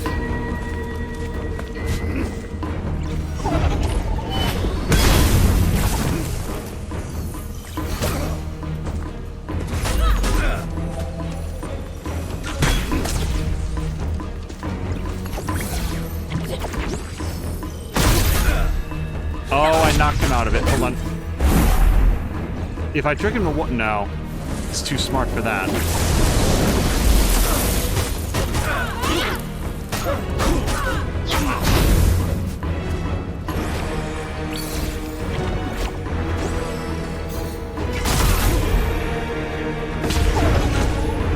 Oh. Okay.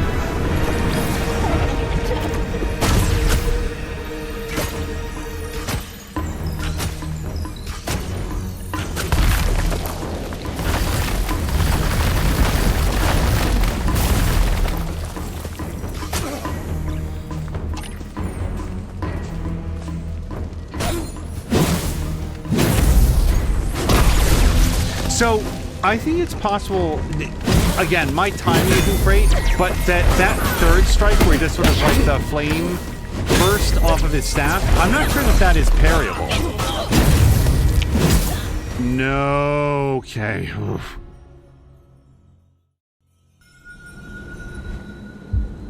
Grumpy says, after 40 minutes, I didn't care what happened to any of the Rebel Moon characters. There are characters? If anything, I wish them all a swift death. So, Grumpy, were you watching part 1 or part 2? Because, believe it or not, there's somehow more character in the first one. I know that might seem difficult. Like, how?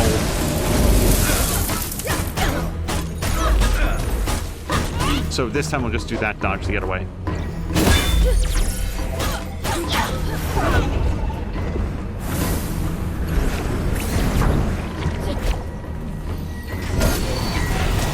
No, I did it once.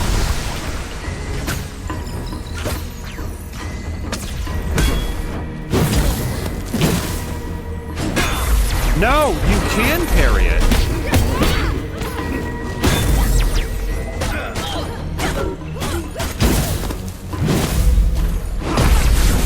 I mean, I can't, but you can.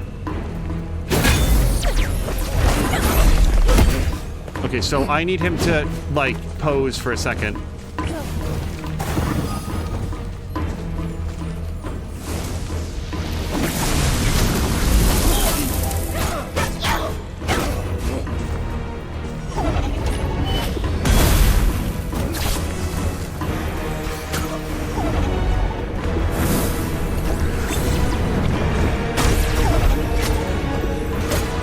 Can I throw down, like, another time stop bomb on him right now? And just extend it? Yeah, look at that. Oh, I'm out of arrows.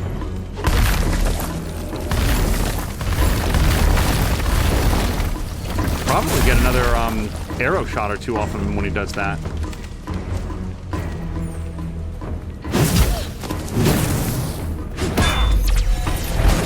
I should probably not try to parry it because the consequences of failure are extreme, but boy, does it feel good when you can.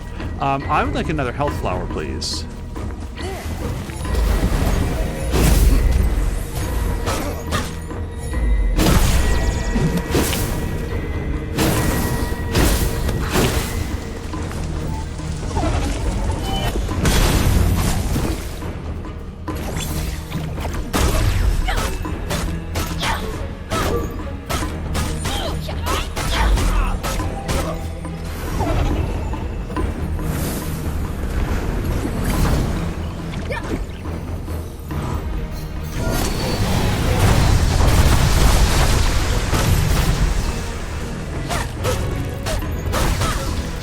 he's gonna be mad at me for that.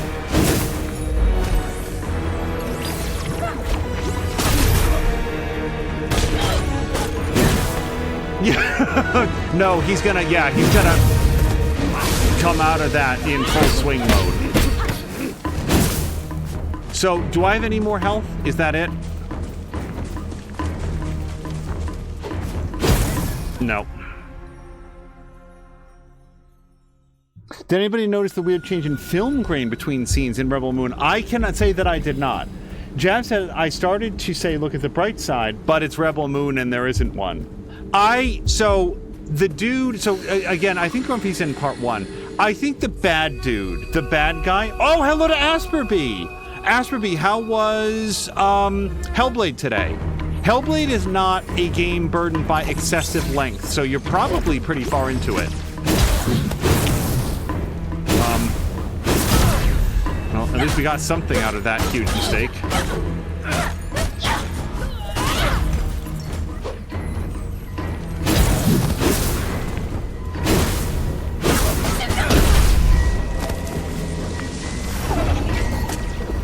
Ashby, as you can see, we're currently fighting Toshi.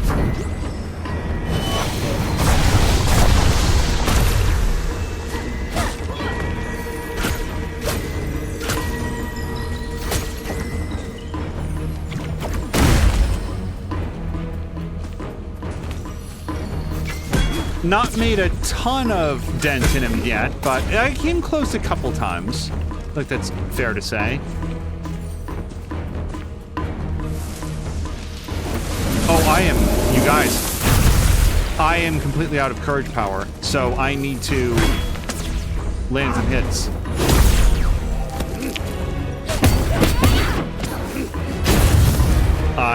Yeah, not great.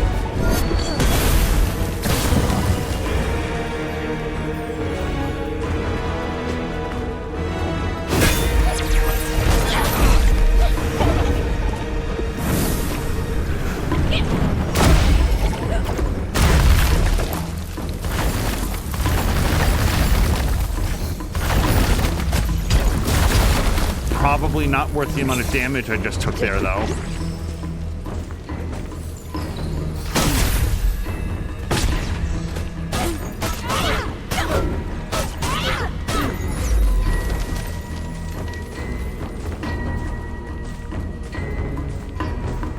Guys, this is not going to be the run.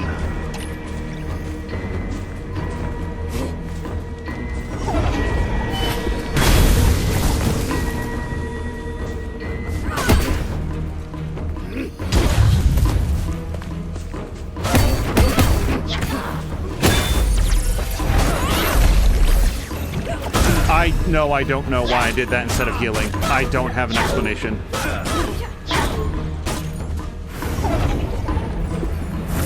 Can I please not be locked onto nothing?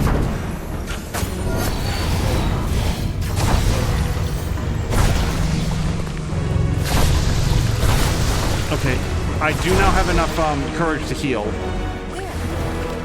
Okay, I mean, that's something.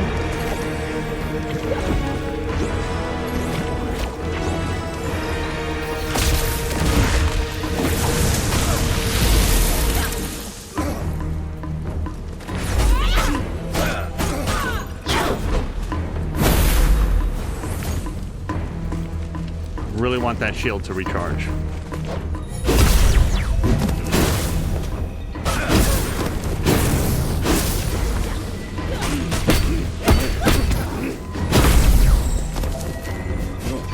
A significant blind spot that I have is when he does that 4 strike that ends with like the big shockwave. I don't see it coming ever.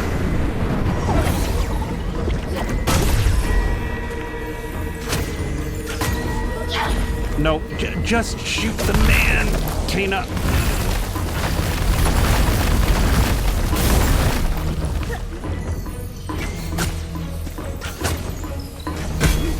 Right.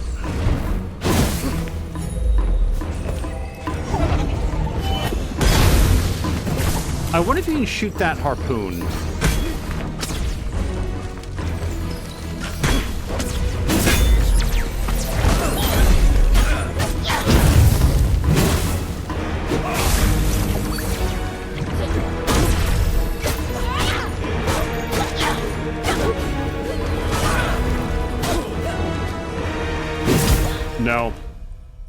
Once you get down to like negative health, it's only perfect parries and dodges.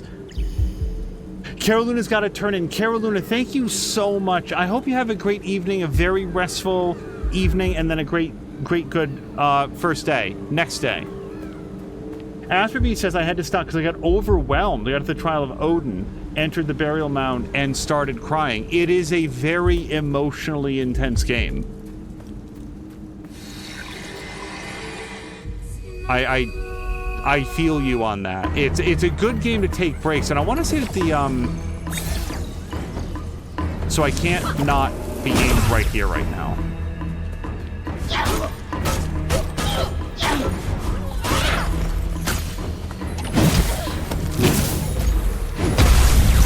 Okay, it's not our worst start somehow.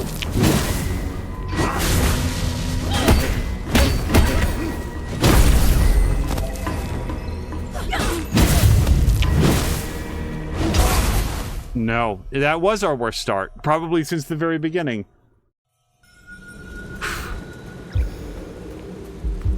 Really like my rots to carry these 4 pips of courage into the fight. It would probably be very unbalanced if they did, though.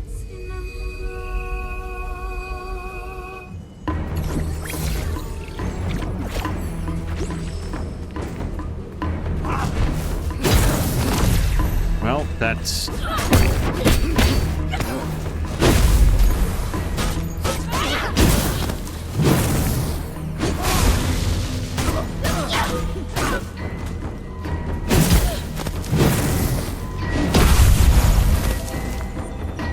Hold on. I'm trying to get unlocked. There we go. That took multiple presses, but I think that you can't lock or unlock if you're, like, animation stunned a little bit. Okay.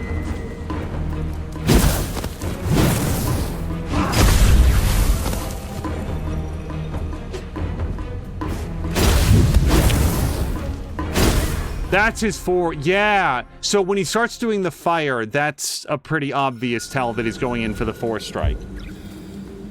Timing is a little bit different.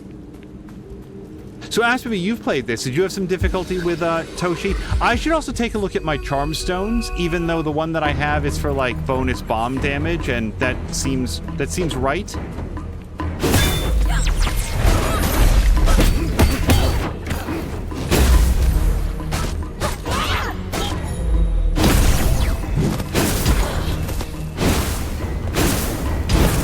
I very much knew that was coming that time thanks to the advent of fire and could not quite get out of the way.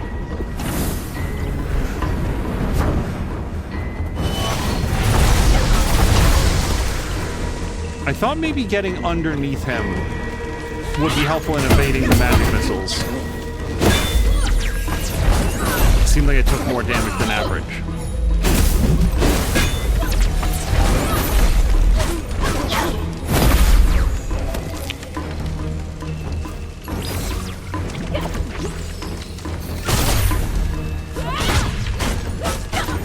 Actually, you know what? I need health. Let's grab that right now.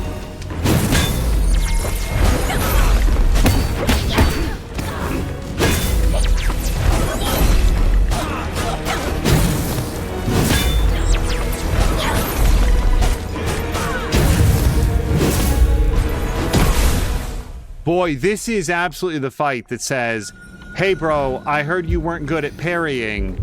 This is gonna be the time when you have to get good at that.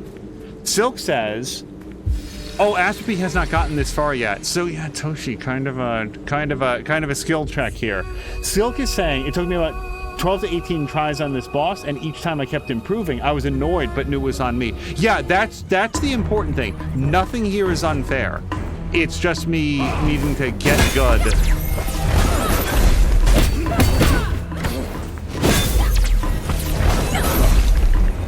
And not overcommit.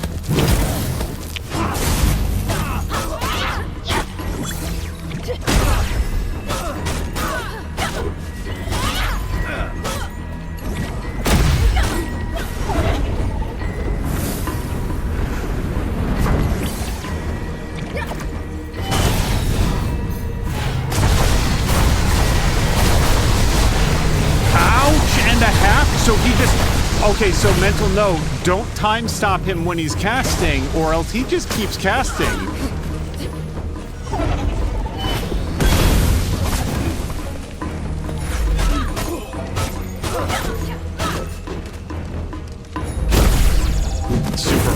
Super early on the block.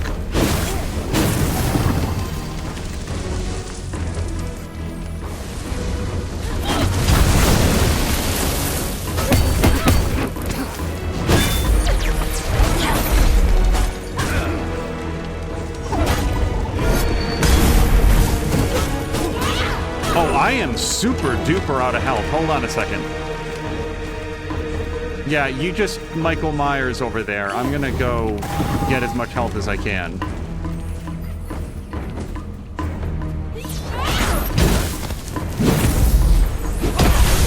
Nope, I should never try to block that third lightning strike.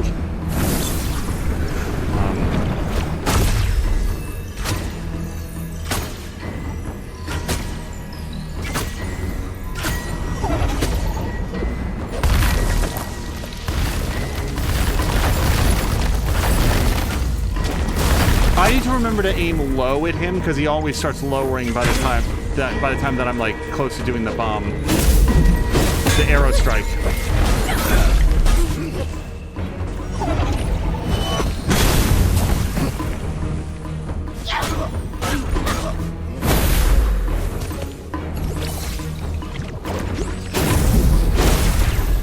Are you caught?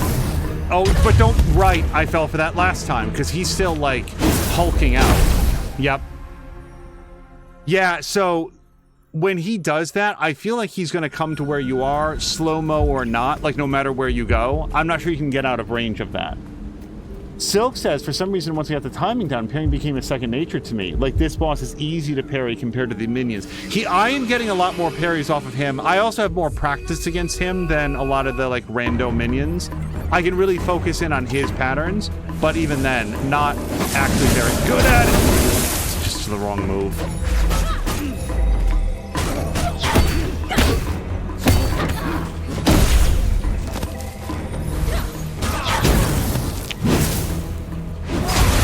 And always dodge to the side, because that has, like, because of the lightning, a super long area effect. And, again, just don't try it. Hold on. I don't feel like this is going to be the run, but...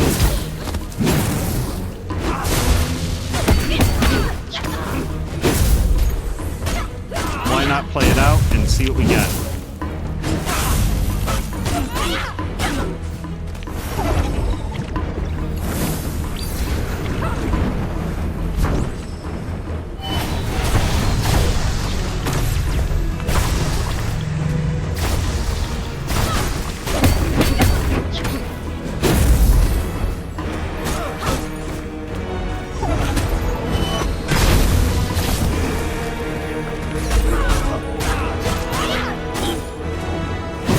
Nope.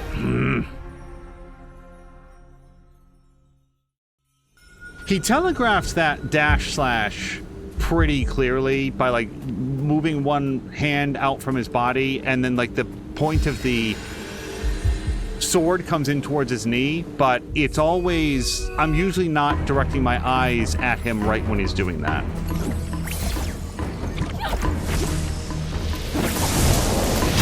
I don't have that down.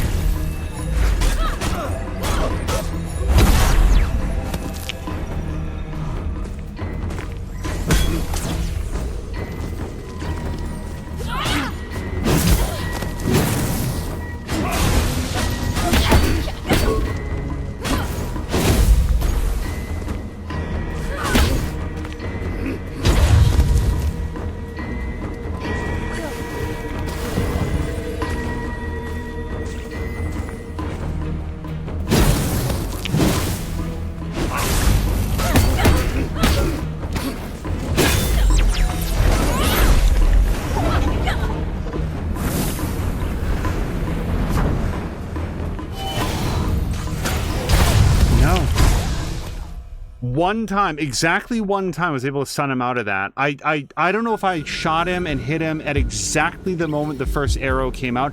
I think the secret is if you stun him with one of his own arrows, then he goes down for a hot second, and you can really lay in the damage.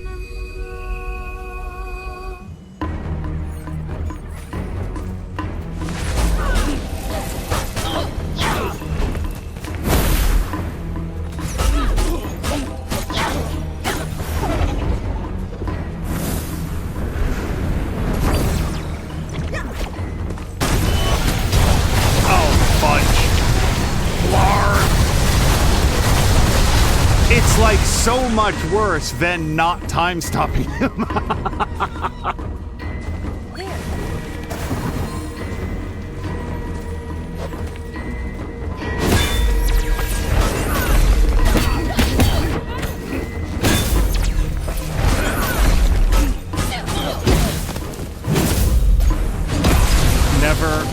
Never try to dodge, block that one.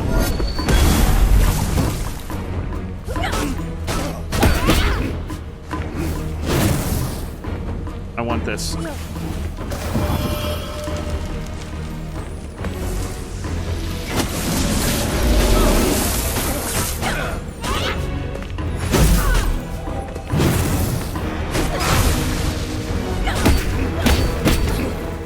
I don't have any more block juice.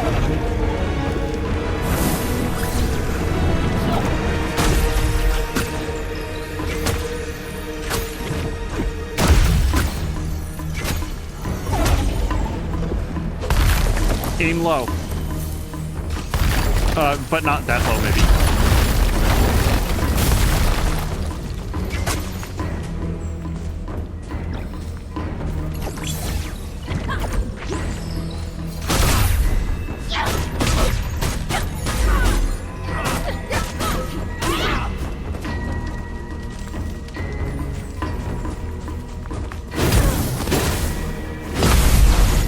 I can't break that habit of trying to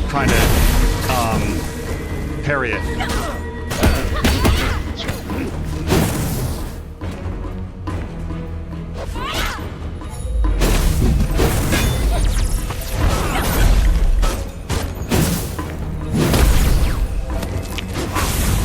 Are there any more health flowers? I feel like I used them all. No, okay.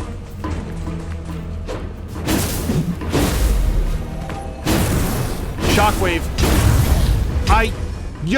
I even know it's coming, but I was too early on it. I thought it was after the 4th hit. It's after the 5th, I think. Even then, I'm bad at counting.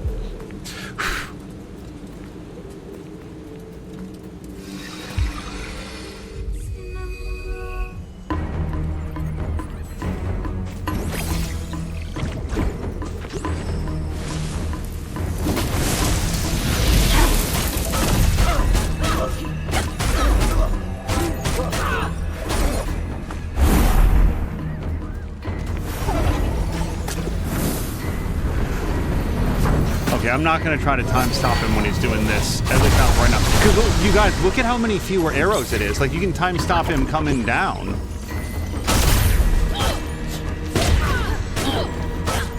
Okay, whatever he's doing, I don't think I want it to happen to me.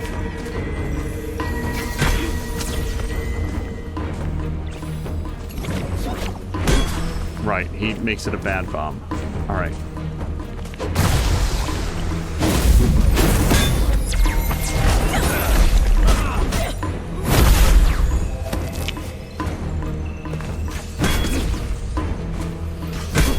I feel like he was reflecting arrows, at least he's not, like, sword dodging.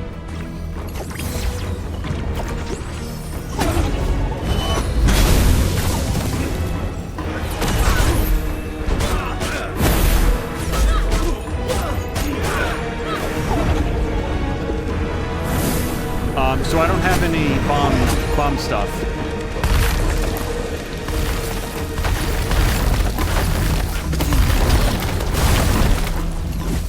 Why did that work? I don't know.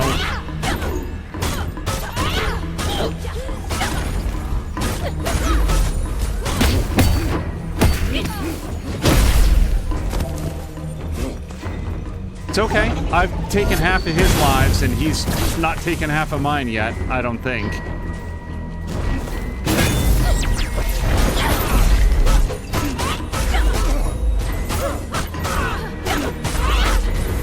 Oh, you can't... Okay, so you can only send him out of that once.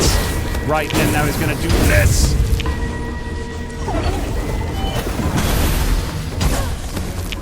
Usually doesn't hit me with the harpoon. Okay, I am not in a good position right now.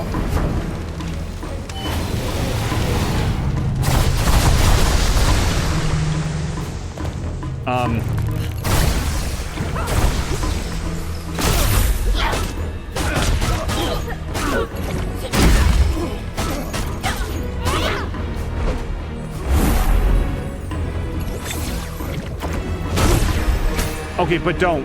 Okay, no, we're okay. I thought he was doing an attack.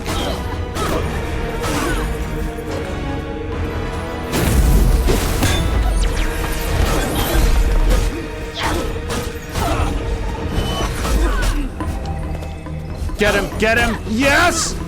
Yes! Do it. Do the thing.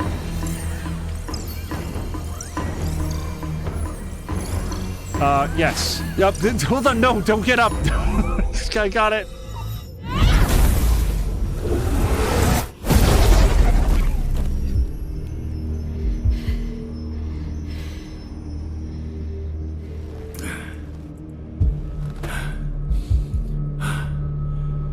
Together, the Rot are quite powerful. But I have faced them once before.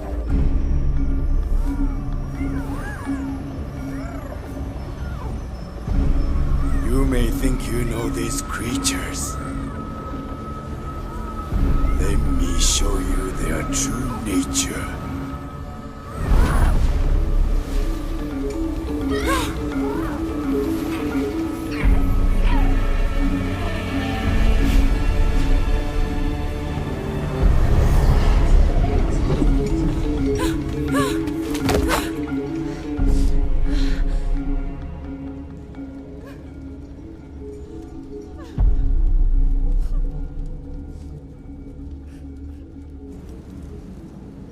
Thank you, everybody, for the GGs. And Patikan, thank you very much for the resubscription.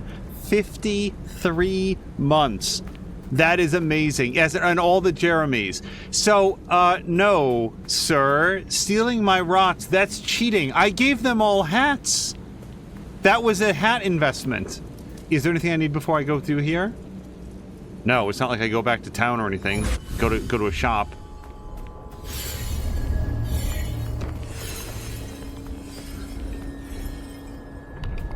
There are tough fights that are frustrating, and there are tough fights that you're like, that was really fun. There was one similar to that. It was a completely optional fight in Forbidden West, very melee focused, had a huge amount of fun with it. Very stylish, really underscored, like mixing up, doing different combos at different times. Same thing here. Like there at the end, I learned, oh, you can actually stun him out of one of his... Don't go that way. Sword swipes, but not a second time. Cool. Like, yeah, it's something that Silk had said earlier. Like, hey, that dash ability is for more than just mobility. Okay, this doesn't look lethal. Yes, are all of our hats.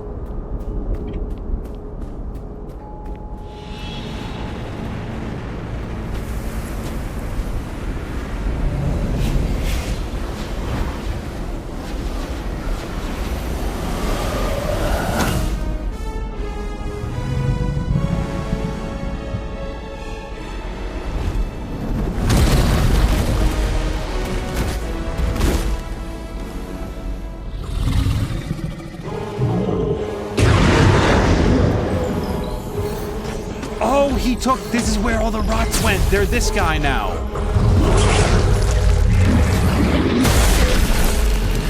When in doubt, aim for the groin, right?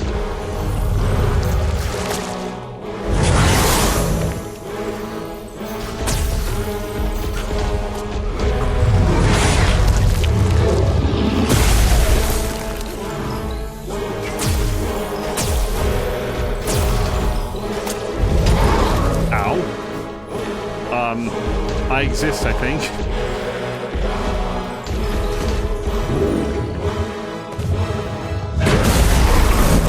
Yikes, alright.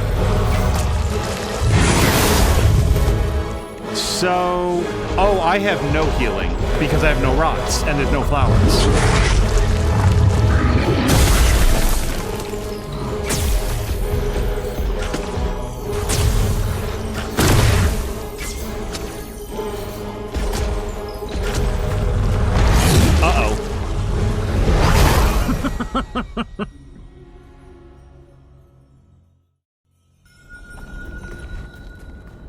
So, let's look really quick at the charms. Like, I have bomb damage moderately increased.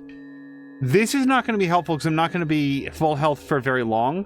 Whoa, well, gain a moderate amount of health on parry. If I could ever learn to parry, that'd be really good. And, hold on, we do have upgrades. So, I really want...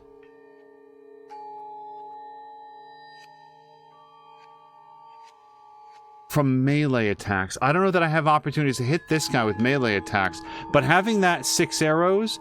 But then again, against that previous guy, how often did I ever run out of arrows?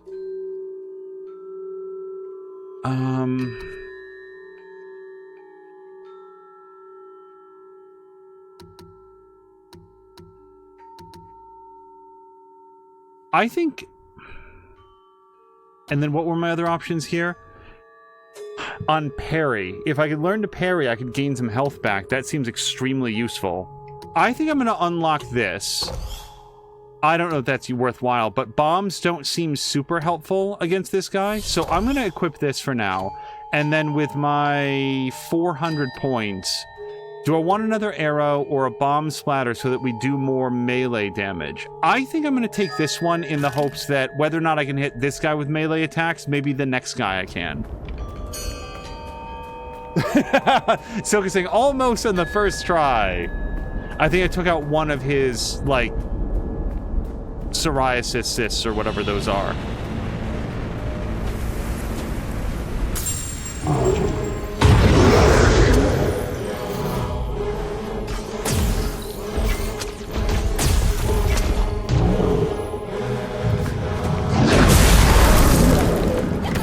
Yeah, that's not gonna help. Right, and I can't do, like,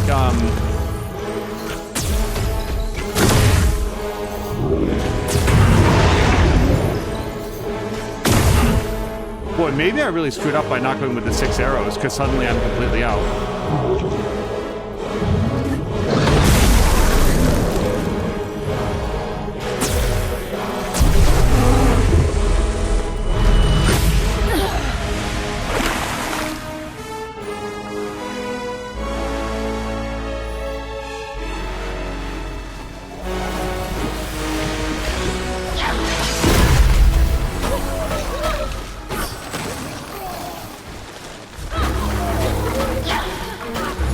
I guess I'll pick up that courage for later.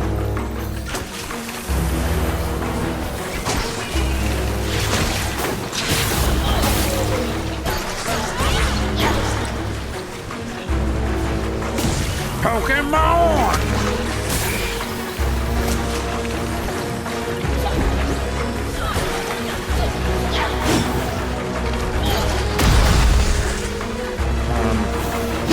Ow.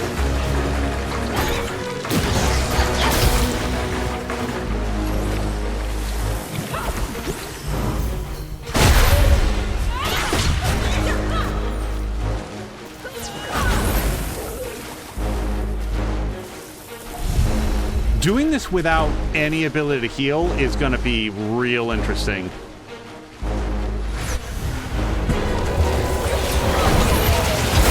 Ow.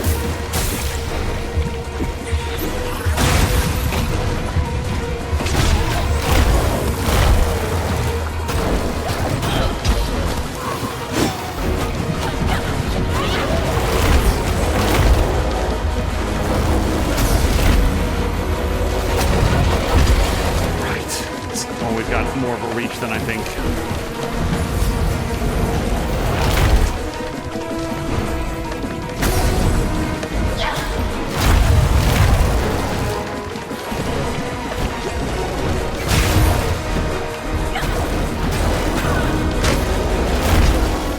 So I should be doing the dodge a lot more, and I have a feeling that this is right back to the beginning. Yeah, this is going to be interesting. And hello to Era, who's calling them nodes. Yes. I think they're rot nodes, too. I think that we're, like, knocking the rots off of him, but that's my guess. That they're sort of clustered into those areas.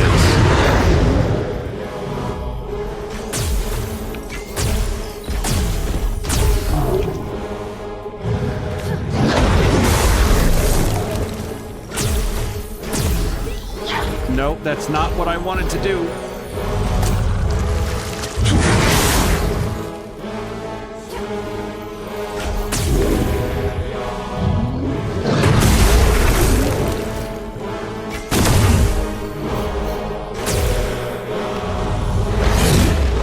I forgot that he has the ability to just end me at will.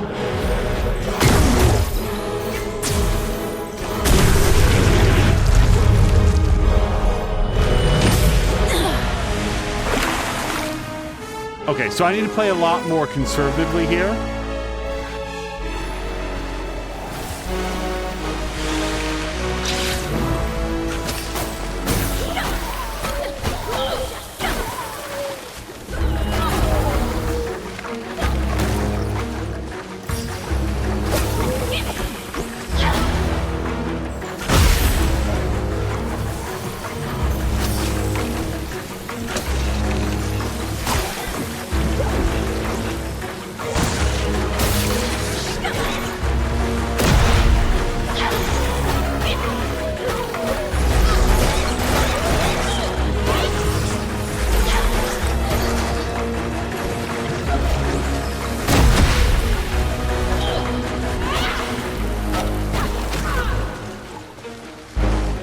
Okay.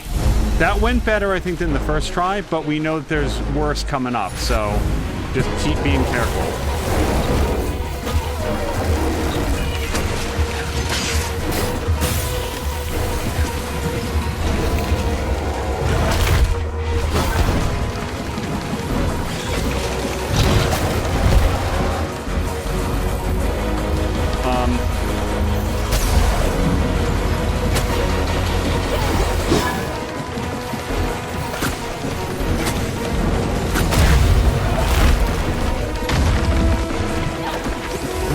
Missing the time stop. If you guys been watching, you know how much I like that move.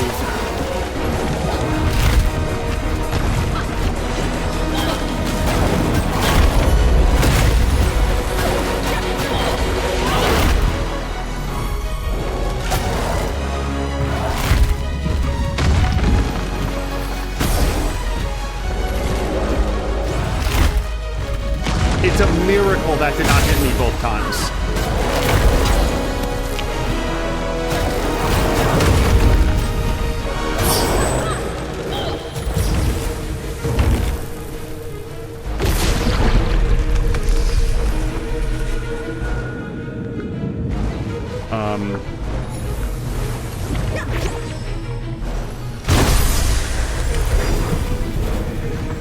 Yeah, we got some rots back. Okay, are there, before I leave this miasma, are there any? No. Okay, healing flowers.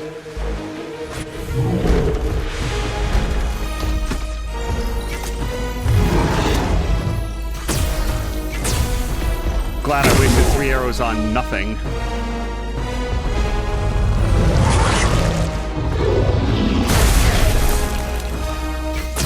Hey, by the way, did you know that Geek and Sundry had a series called, like, Relics and Reliquaries? Oops. And it was, like, the Dungeon Master was Deborah Ann Wall? Uh-oh. I don't know what this means. Except for a termination of all frame rate. Hey, you guys, there's a thing... like, from Daredevil. I had no idea this existed.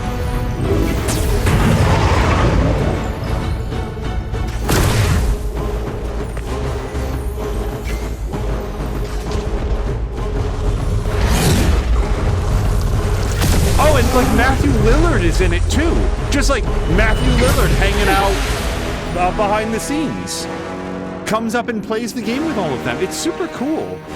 I mean, I haven't seen a lot of it yet. Okay, but don't die.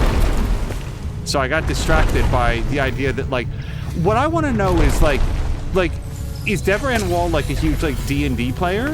Because that's a cool detail I didn't know. I'll tell you this, if she's not, she should be, because she's really good in it. There? There.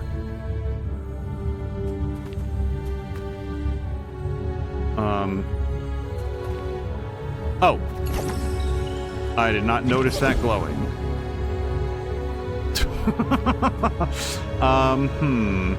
Are there any others that are glowing in the vicinity? Because that one might be outside of my arm range. No.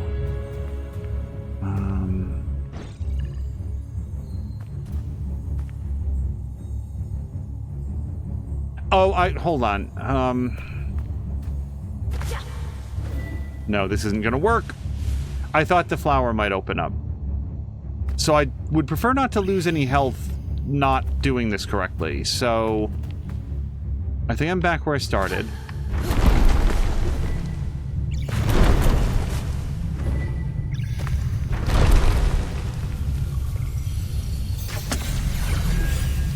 Like, I have no idea if this project came about by, like, oh, hey, we're friends with Felicia Day and, you know, this would be fun to do. Or if it's similar to, like, Critical Role, where it's like, hey, we were all having a good time playing D&D together, and we thought, well, why don't we bring it over to this? I have to say, I'm not entirely sure. No. And I can't... This doesn't feel right, where you, like, aim it way the hell up and then it arcs over. It seems like too far.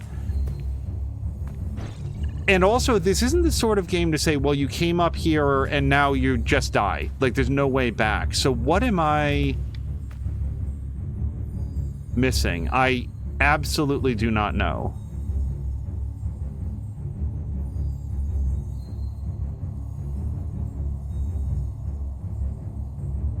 And just shooting this again, it just brings me here.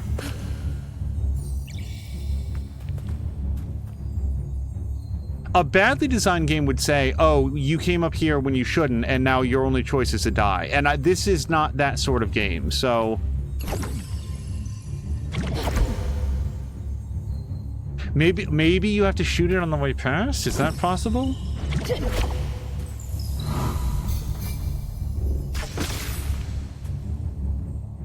That doesn't feel right. We'll try it one more time.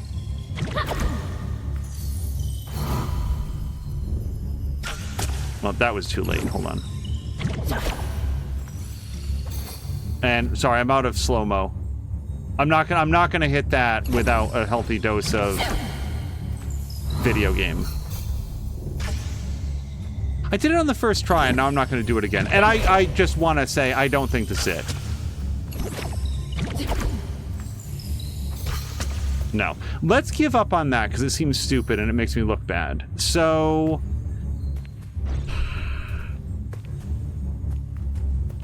Well...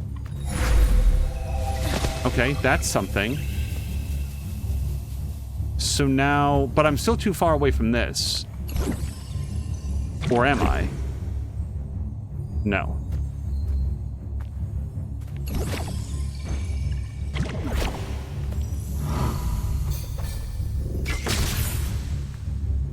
That's not gonna be it. The game has never introduced that before. So...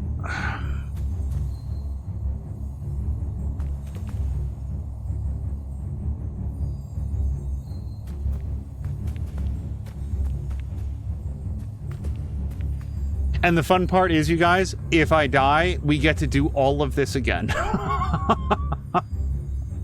I don't know.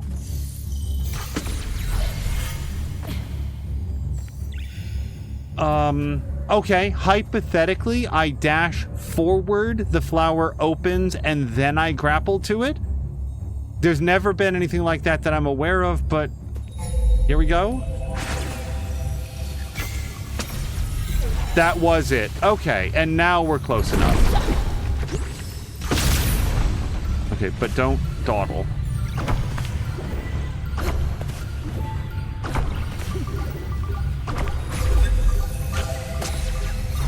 And now what? Now what?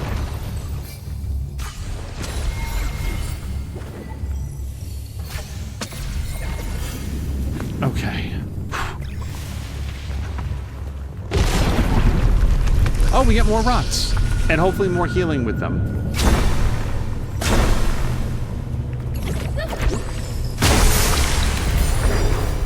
I think that's all of our rots. Did they all come back? Guys, come to me. Or did they just die? I wanted to see them again. All our friends.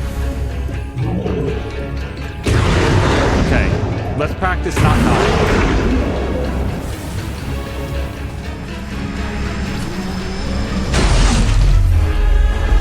Is that something I want? I don't... Oh, I guess we did it.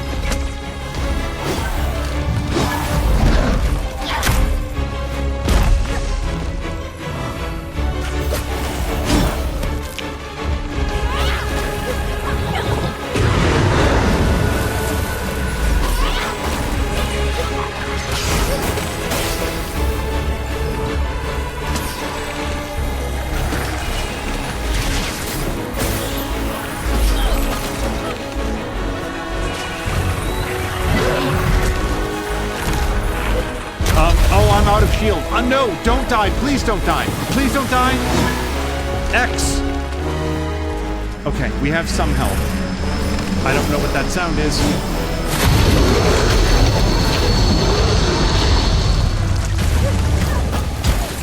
Okay. Sure.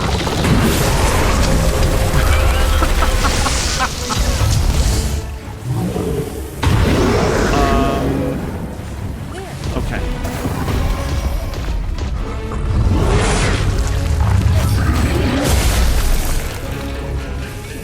Do you have any cysts left, sir? Nodes, whatever we're calling them?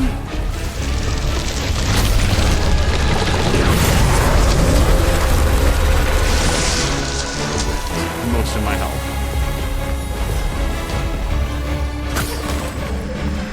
Yes, do that. It seemed to be helpful. No, hit the X.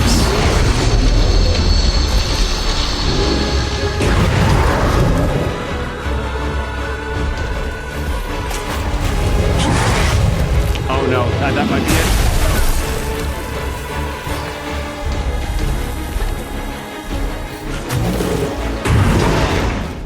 So I did dodge, but he still got me in mid-roll. Yeah, the laser is just like single digiting the frame rate too. Okay, I feel okay about what we're meant to do.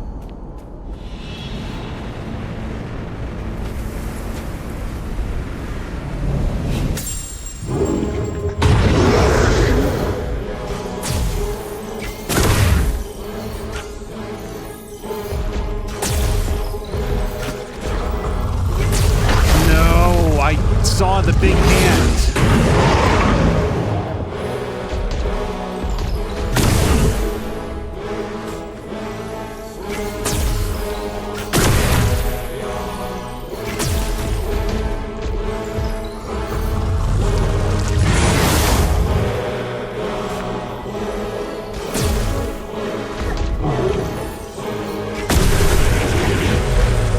I should be able to get through that first section without taking any damage. We'll try it next time.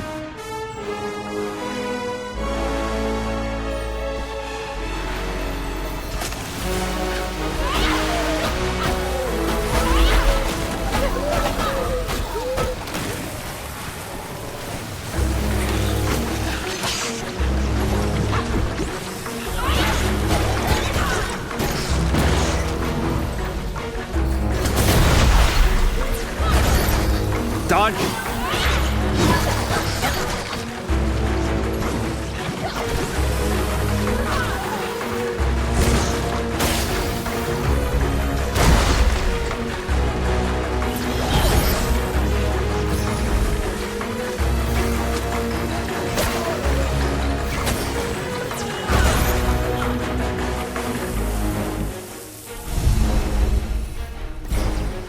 Silk and Patikin are both saying that this fight took close to an hour. Well, it helps to know that I'm in good company, because I feel like it might take me a bit. Now, this guy, big stick guy, he's going to be tough for me to get away from without getting a lot of damage layered on.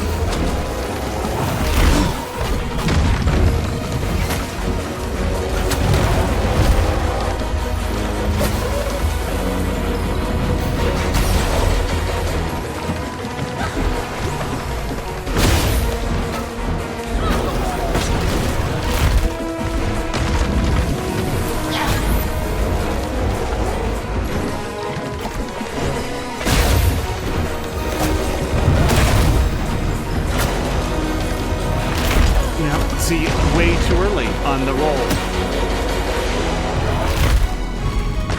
And there's several frames of animation into the throw, so there's plenty of time to dodge. It's just not panicking.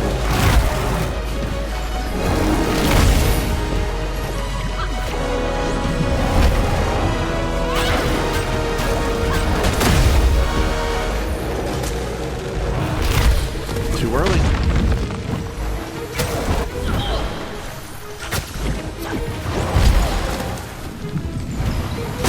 That's okay. If we can get some rocks, we can get some healing.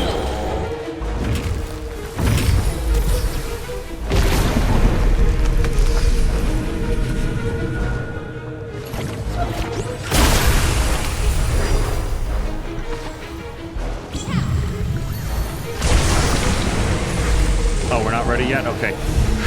Ready, steady, go. So, I do kind of want to just grab the heal. So, I do want to just kind of grab the heal. Hold on. Okay, that's not helpful.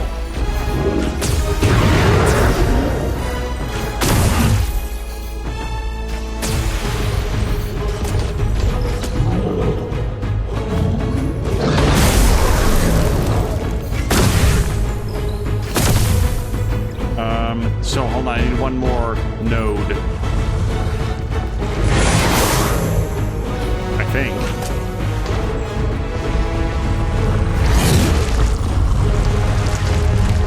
Okay, I see where one is. I just need to get to it.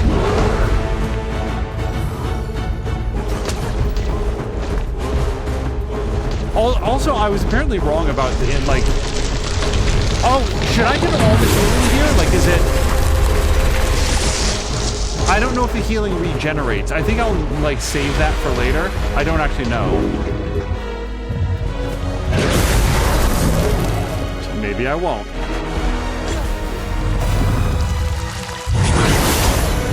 So, that was the wrong direction to go.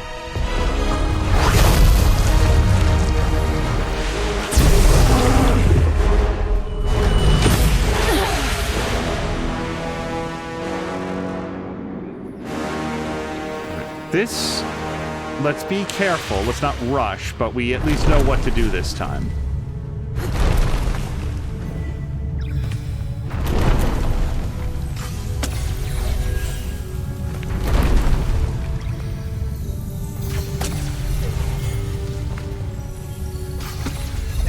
Okay, so this is dodge and shoot.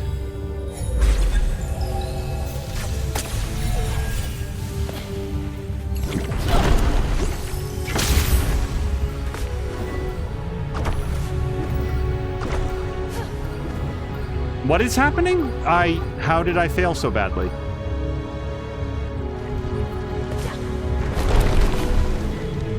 Clearly did not do enough height on my jump.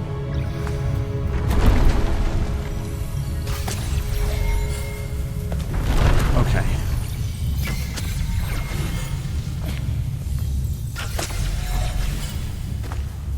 I want to see Asperby's VOD now of Hellblade. What a great time to be playing Hellblade 2 with the sequel, like, basically right around the corner. I will say this, I really don't think that I will be playing Hellblade 2 at release, just because I don't usually get to play a lot of games. What is happening in my life? I hope things are not costing me more health, and the trouble is I think that they are. the falls, so I really would prefer not to do that. And I'm not hurrying. I feel like I'm going right to the edge. Next time will be 100% successful.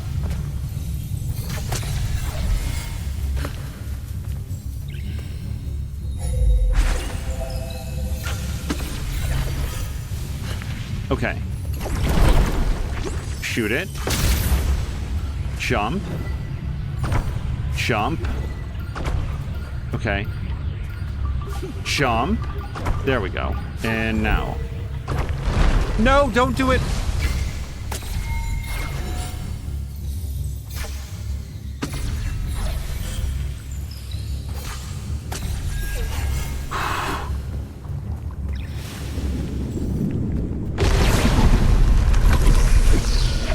Sure. Okay, we have all of our rocks. We can do it. I hope.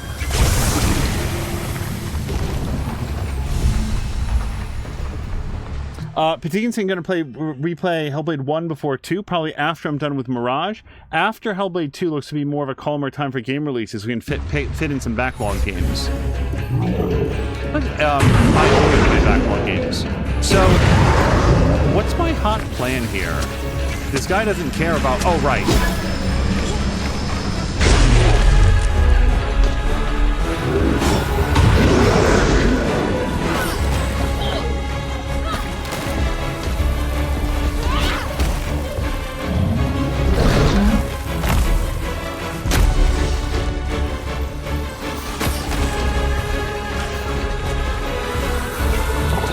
I shouldn't be having that much difficulty. Okay, not great.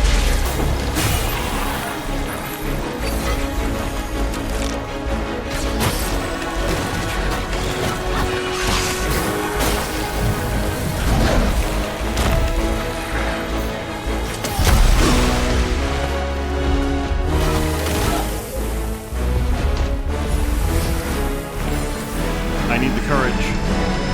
Get him! Get the axe! Or the spear. Okay, I'm gonna have some help, if possible.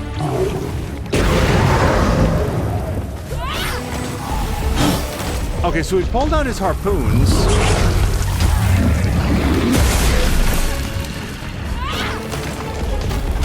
Now I just...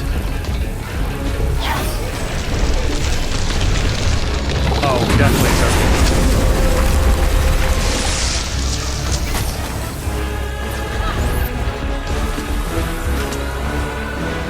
Oh, hold on, I see it, I see it! Get him, get the thing. Please do it.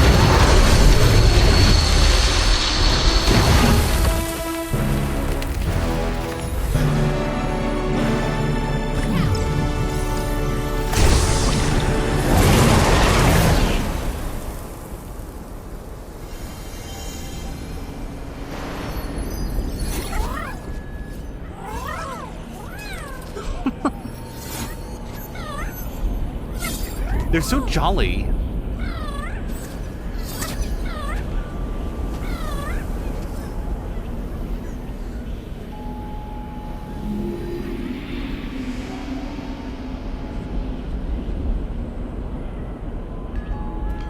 Okay. As you may have noticed, these guys have hats. I worked hard for those hats. Please stop turning them into giant monsters.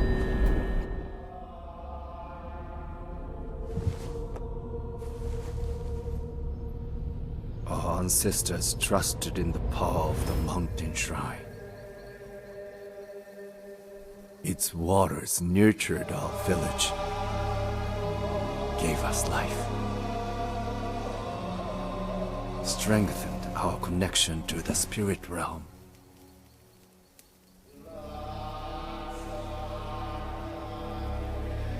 I could not understand why he would betray us.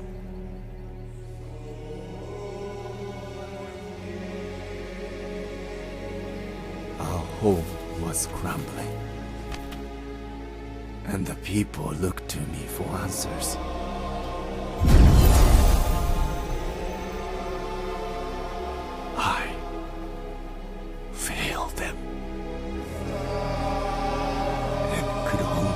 much has life drained from the village?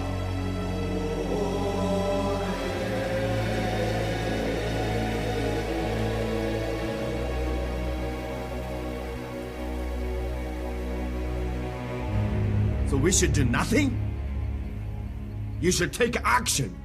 The creature is connected to the balance of the land. Its presence, the famine. They are part of a natural cycle. The land needs time to heal. We must cross the mountains. It's time to look for a new home. Your faith in the old ways has blinded you. Lead our people, and they will follow you.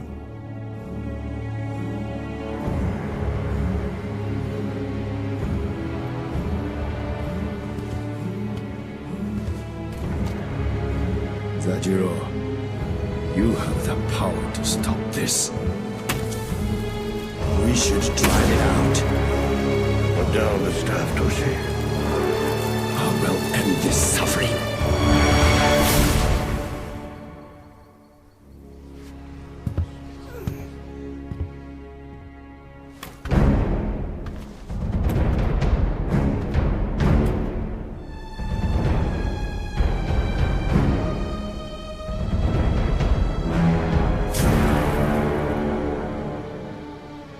Why are you punishing us?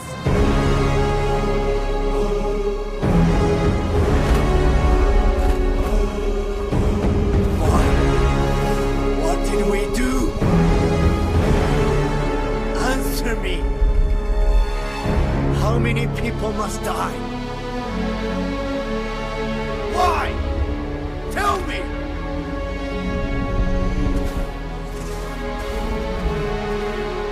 Turn your back on me! Listen to me!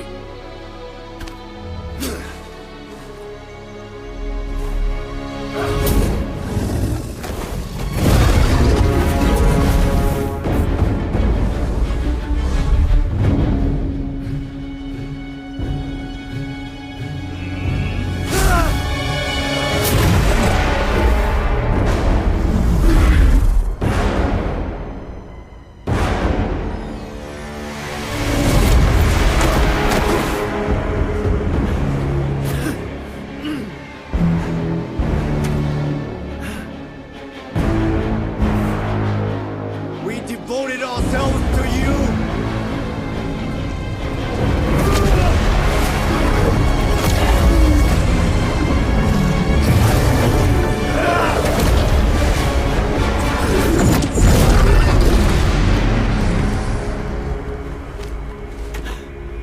We don't need you.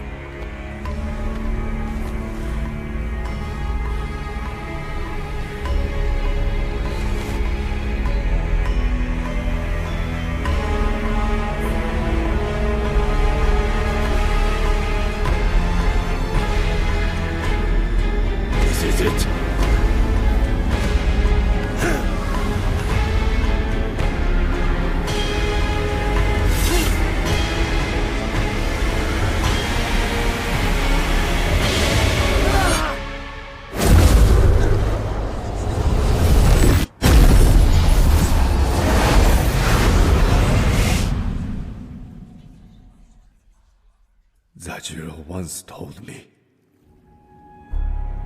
change was an essential part of life. He understood the Rot God's purpose. Fear drove my actions, and I destroyed something beautiful.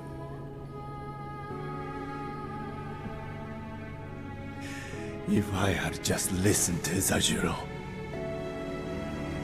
how many could have been saved?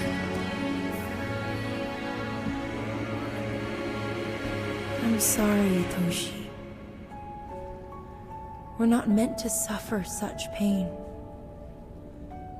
Grief is natural, but it can imprison us, change who we are. Your torment has lasted long enough. Nothing will change what happened here. You must forgive yourself so the land can heal.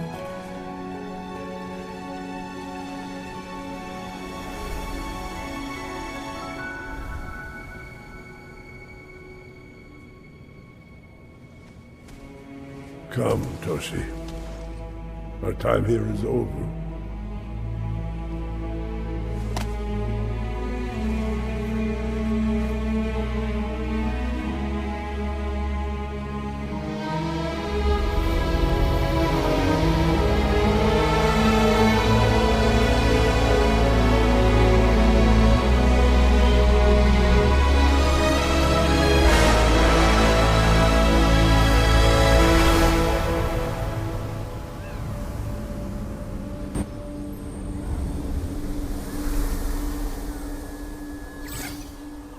Goodbye, Kena. There is only one spirit left for you to help.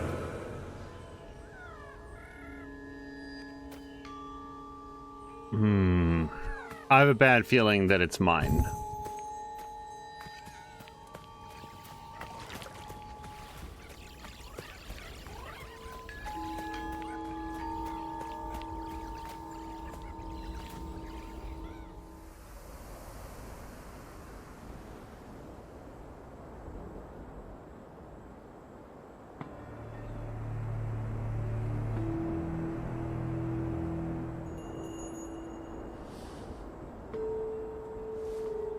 Goodbye, little friend.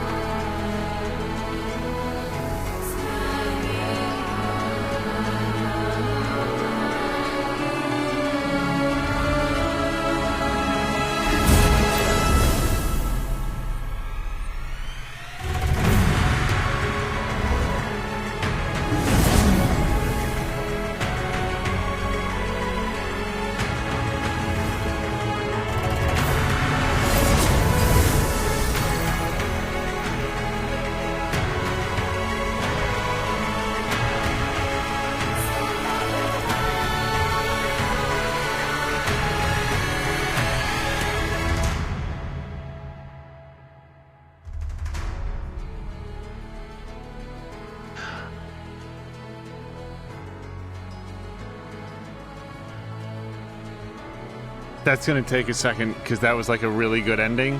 And thankfully the music cut way down out of the cutscene. If it is loud, please let me know. But it sounds like it's at a really good point right now. I don't think, as usual. Sorry, I'm just looking at the voice cast. I don't recognize a lot of the names. Just always look to see. And hello to Kay. So Patikin did a clap emote, so then Silk wrote clap, and Patikin saying that it's fine. So the number one thing I want to make sure not to forget to say is how good the music is. The music is usually something that I don't comment on too much. I mentioned earlier that I don't usually have the vocabulary for it. This was just this incredibly epic score that seemed to make a lot of use of different styles of instruments, and again, I don't have the vocabulary for like where it came from. It still feels really loud to me. It still feels really loud. I'm going to... Well, see, I don't want to turn this down because now it's really quiet. But, like, tongue drum instruments. That seems like a thing. It seems like not the sort of instrument that you frequently see in a lot of different, at least westernized, entertainment at all. And I could hear a lot of that. Like, I may not know what a kudamani instrument is, but I recognize that this was made with a lot of different ones and a lot of different types of instruments, and it just shows an attention to detail and an embrace of this particular inspiration that continuously made the game feel grand and epic and heartfelt and very dramatic. And I just really, really, really like the soundscape to it. The music in particular, the actual sound effects were also really well done. It felt like the weapons had a lot of weight and stuff, but the combat felt awesome, like right from the beginning.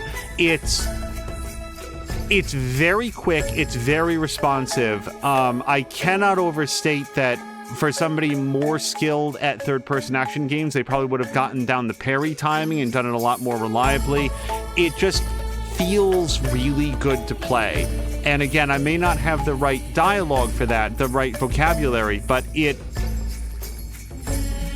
I don't think that I ever tried to do something where I felt like, oh, the game, there was a delay on my move or something like that. The biggest issue that I had was pulling back the bowstring and then letting go of the aim button before the fire the arrow button, and that was just a completely wasted amount of time. And that's entirely on me. So setting aside like my failings, the game feels fantastic. Asperby, I'm surprised that you could walk away from this. Like we all get busy, and sometimes you don't have time to play, and then when you come back you don't really feel like resuming that. But yeah, this game felt great. I really, really, really had a great time with it, and I hope to see Asperby when she returns to play it, because yeah, it's just... And then there's so in terms of the story, and we'll sort of do the story in a second, there wasn't anything particularly memorable about the dialogue. The dialogue was sort of fit for purpose. There wasn't a lot of character development. There weren't a lot of twists and turns. It was more of a Kena is in this situation trying to sort of unfold what's happened in and around this village. And as she meets people, a lot of the dialogue is extremely directed towards that. This is not like Horizon Forbidden West. This is not like a Telltale game where there's a lot of incidental dialogue. It's a fairly trimmed script all towards doing this. And that's fine. There's not a lot of long introspective conversations in The Little Mermaid either. And whether or not, in terms of difficulty, I don't know how it scales up or down. This felt like a really good fit for me, right at normal difficulty. It also feels like the sort of game and the sort of aesthetic and story that is intended to be enjoyed by a younger audience. And I'm willing to bet that as you scale down towards the story mode, younger kids could really enjoy sort of the whole design of the game and also the story. So yeah, I liked the story. I'm not, it's not going to win story of the year, but there was also the quality. The reason I wanted to cover the story is that then there's this professional level to the voice acting. I will say that the only voice actor that maybe I don't think it's a matter of talent. I think it's a matter of take. Adira's girlfriend, Hana, I think her name was. I'm so sorry. She was the only actor in the whole piece that I was it feels a little flat. But then again, it's hard to know what you'd call flat because, again, there's not a lot of heartfelt soliloquies to go through. So what I really admired about the voice work was just the timbre of it. The voices felt very gentle, very deep, very... naive and innocent aren't quite the right words, but Kena had this gentleness. She has a very gentle voice that, considering how much time she spends hitting things with a stick, that one decision in casting helped to underscore the fact that ultimately her goal is to help tormented spirits make peace with where they are and then go on to their next destination. And I think that it was a really good choice of voice actors. So I guess I feel like of this story, they got some really top quality voice actors to not actually do that much, and still it felt like they had a big impact just because they sound so good. Like, name one piece of dialogue that stuck with you. It's not really that sort of game, but I remember the way that the village elder there sounded. I remember how Adira and how Hana sounded. And by the way, again, I just want to make it clear when I'm talking about like Hana's voice actor, it felt to me like a professional voice actor that just for whatever reason wasn't given a lot to go on. Didn't feel like they had a connection to the characters they were voicing. So it just was lacking that emotion, that emotional core that I feel like the rest of the voice actors maybe had a little bit more. And that happens. Like your lead voice director's out that day and you don't have what you need. Hold on 1 second because I just have to cough. Hold on.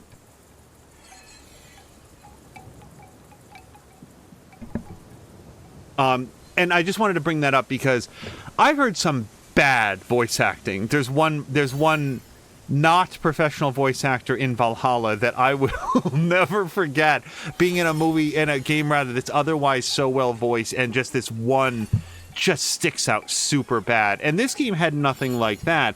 It just, like, not every game needs to be The Walking Dead. Not every game needs to be I'm trying to think of another game that's really, Knights of the Old Republic, where you just talk forever about the story and some of the character moments. This was really good for what it was meant to be, which felt like and like, then there's the quality of, like, the cutscenes and stuff. I really think that we should best focus on the production values that make it a game.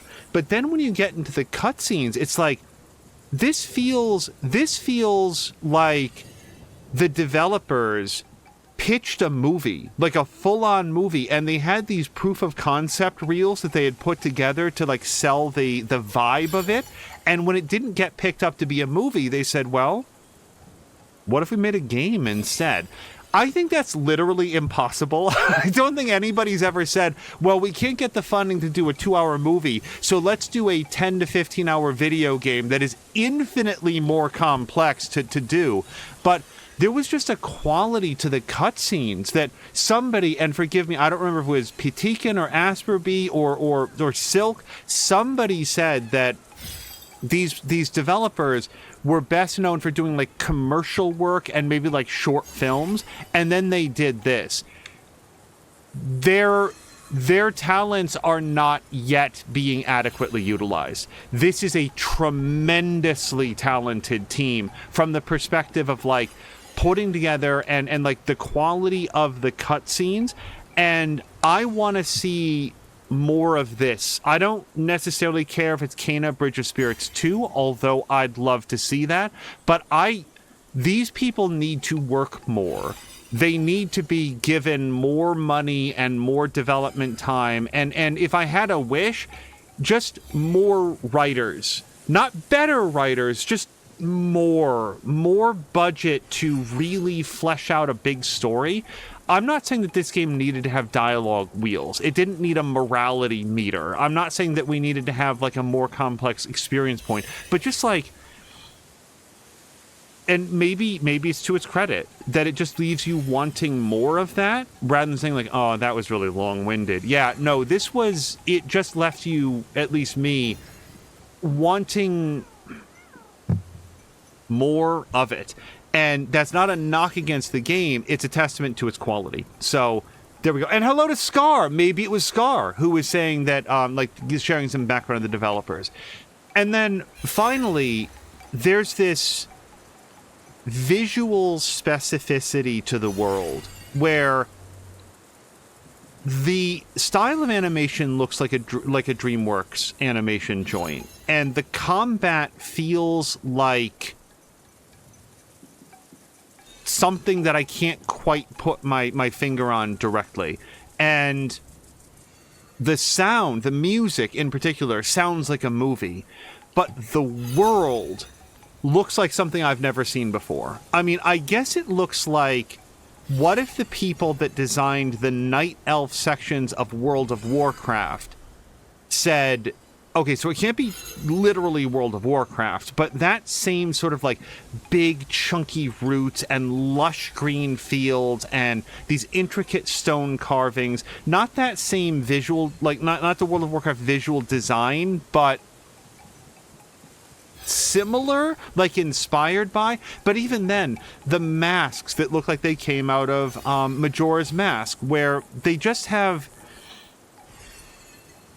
there's a lot of storytelling that's presented here, not in terms of the dialogue, but rather the design of the world, the masks, the totems, the relics that Kena finds that helps her connect to all of the different spirits, where it's not just, oh, here's my circular metal medallion. Here's my toothpick, my silver toothpick. No, it's like, here's this totem that looks like it was like carved out of this live, like it looks like the roots on it continued to grow and thrive after it was severed from its tree.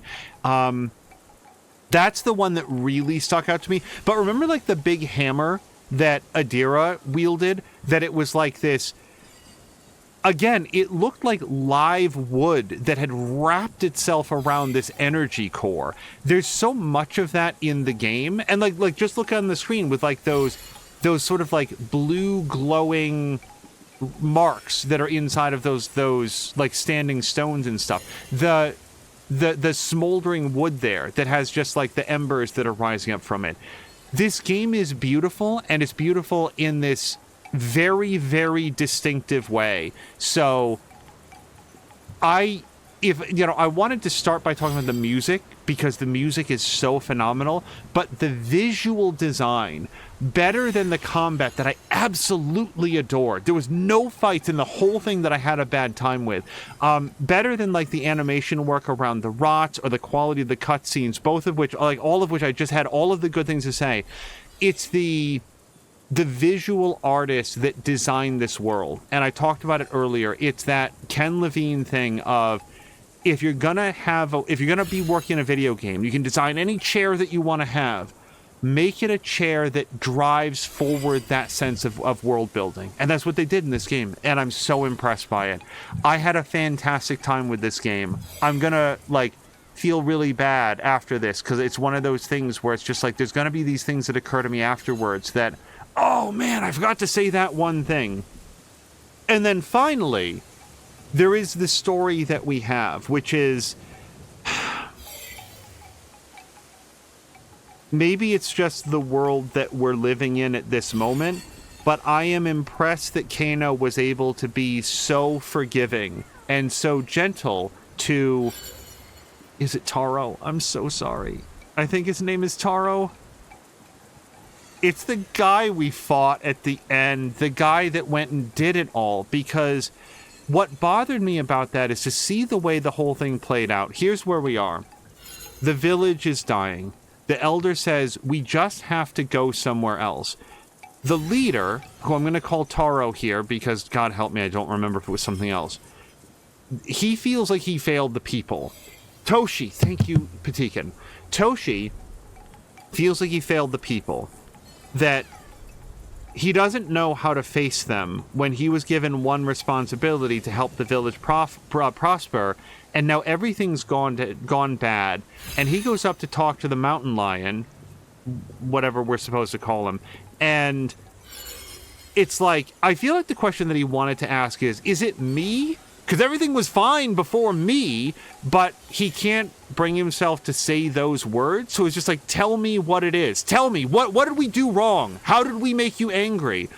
And the Forest Spirit, I don't think that it doesn't want to answer. I don't think that's an answerable question, because I don't think it was him, and I don't think it was that the people let him down. Who knows what mysticism powers this world? And Toshi just can't take that. He can't take the not knowing. He can't take the implication that he's not worth addressing. It felt like Toshi was driven by a lot of pride, and that everybody suffered. Taro, the actual Taro, and Adira, and Hana, and the village elder, who I'm 100% sure had a name that I'm not remembering right now, and the 2 little kids, and their older brother, who might have been Taro. I'm trying to remember who Taro was.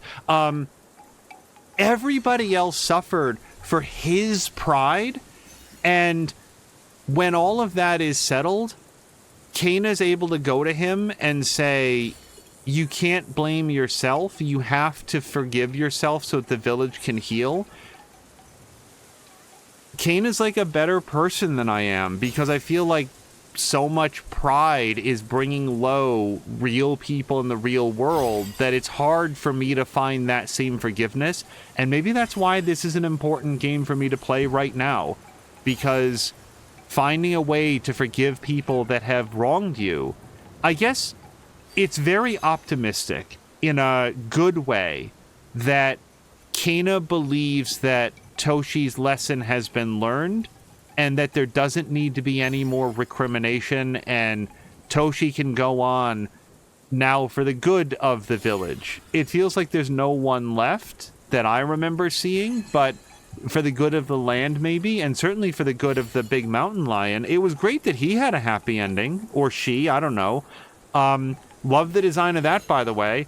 A big flying lion, tiger, cougar, whatever, with like grass for fur. Just awesome. I really loved everything about the way that this game looked. But that guy got like a happy ending, so that felt good. And Kana continues on. I absolutely thought that at the end you have one more soul to save. I didn't think it was the mountain lion. I thought it was Kana. I thought that in order for Kana to move on, she needed to settle her duty as a spirit guide, and that now with the village resolved and this done, that she would need to move on. And that does not appear to be the way that it ended, and I'm glad for it, because it leaves more room for more Kana. Those are my thoughts on the story, and I want to make it clear, I admire this storytelling. I admire the gentleness and the optimism to say that you can do something. I found myself wondering during that ending, does this game take the position that no act is unforgivable? Because I looked at what Toshi did, which was motivated out of a combination of concern, I think legitimate concern for the villagers, but also what appeared to me to be wounded pride, that the lion wouldn't talk to him, and he needed an answer. He needed to know. He had a right to know. He deserved to know. I don't know that I could have found that forgiveness. I kind of feel mad at him for what he did, because his pride led to everybody else's suffering. And that's just my thoughts on it. I should I should make peace with that, and, because Kana seemed okay with it, and he seemed okay with it, and Mountain Lion seemed okay with it, and the old man thanked Kana for bringing peace to the land, so it all worked out.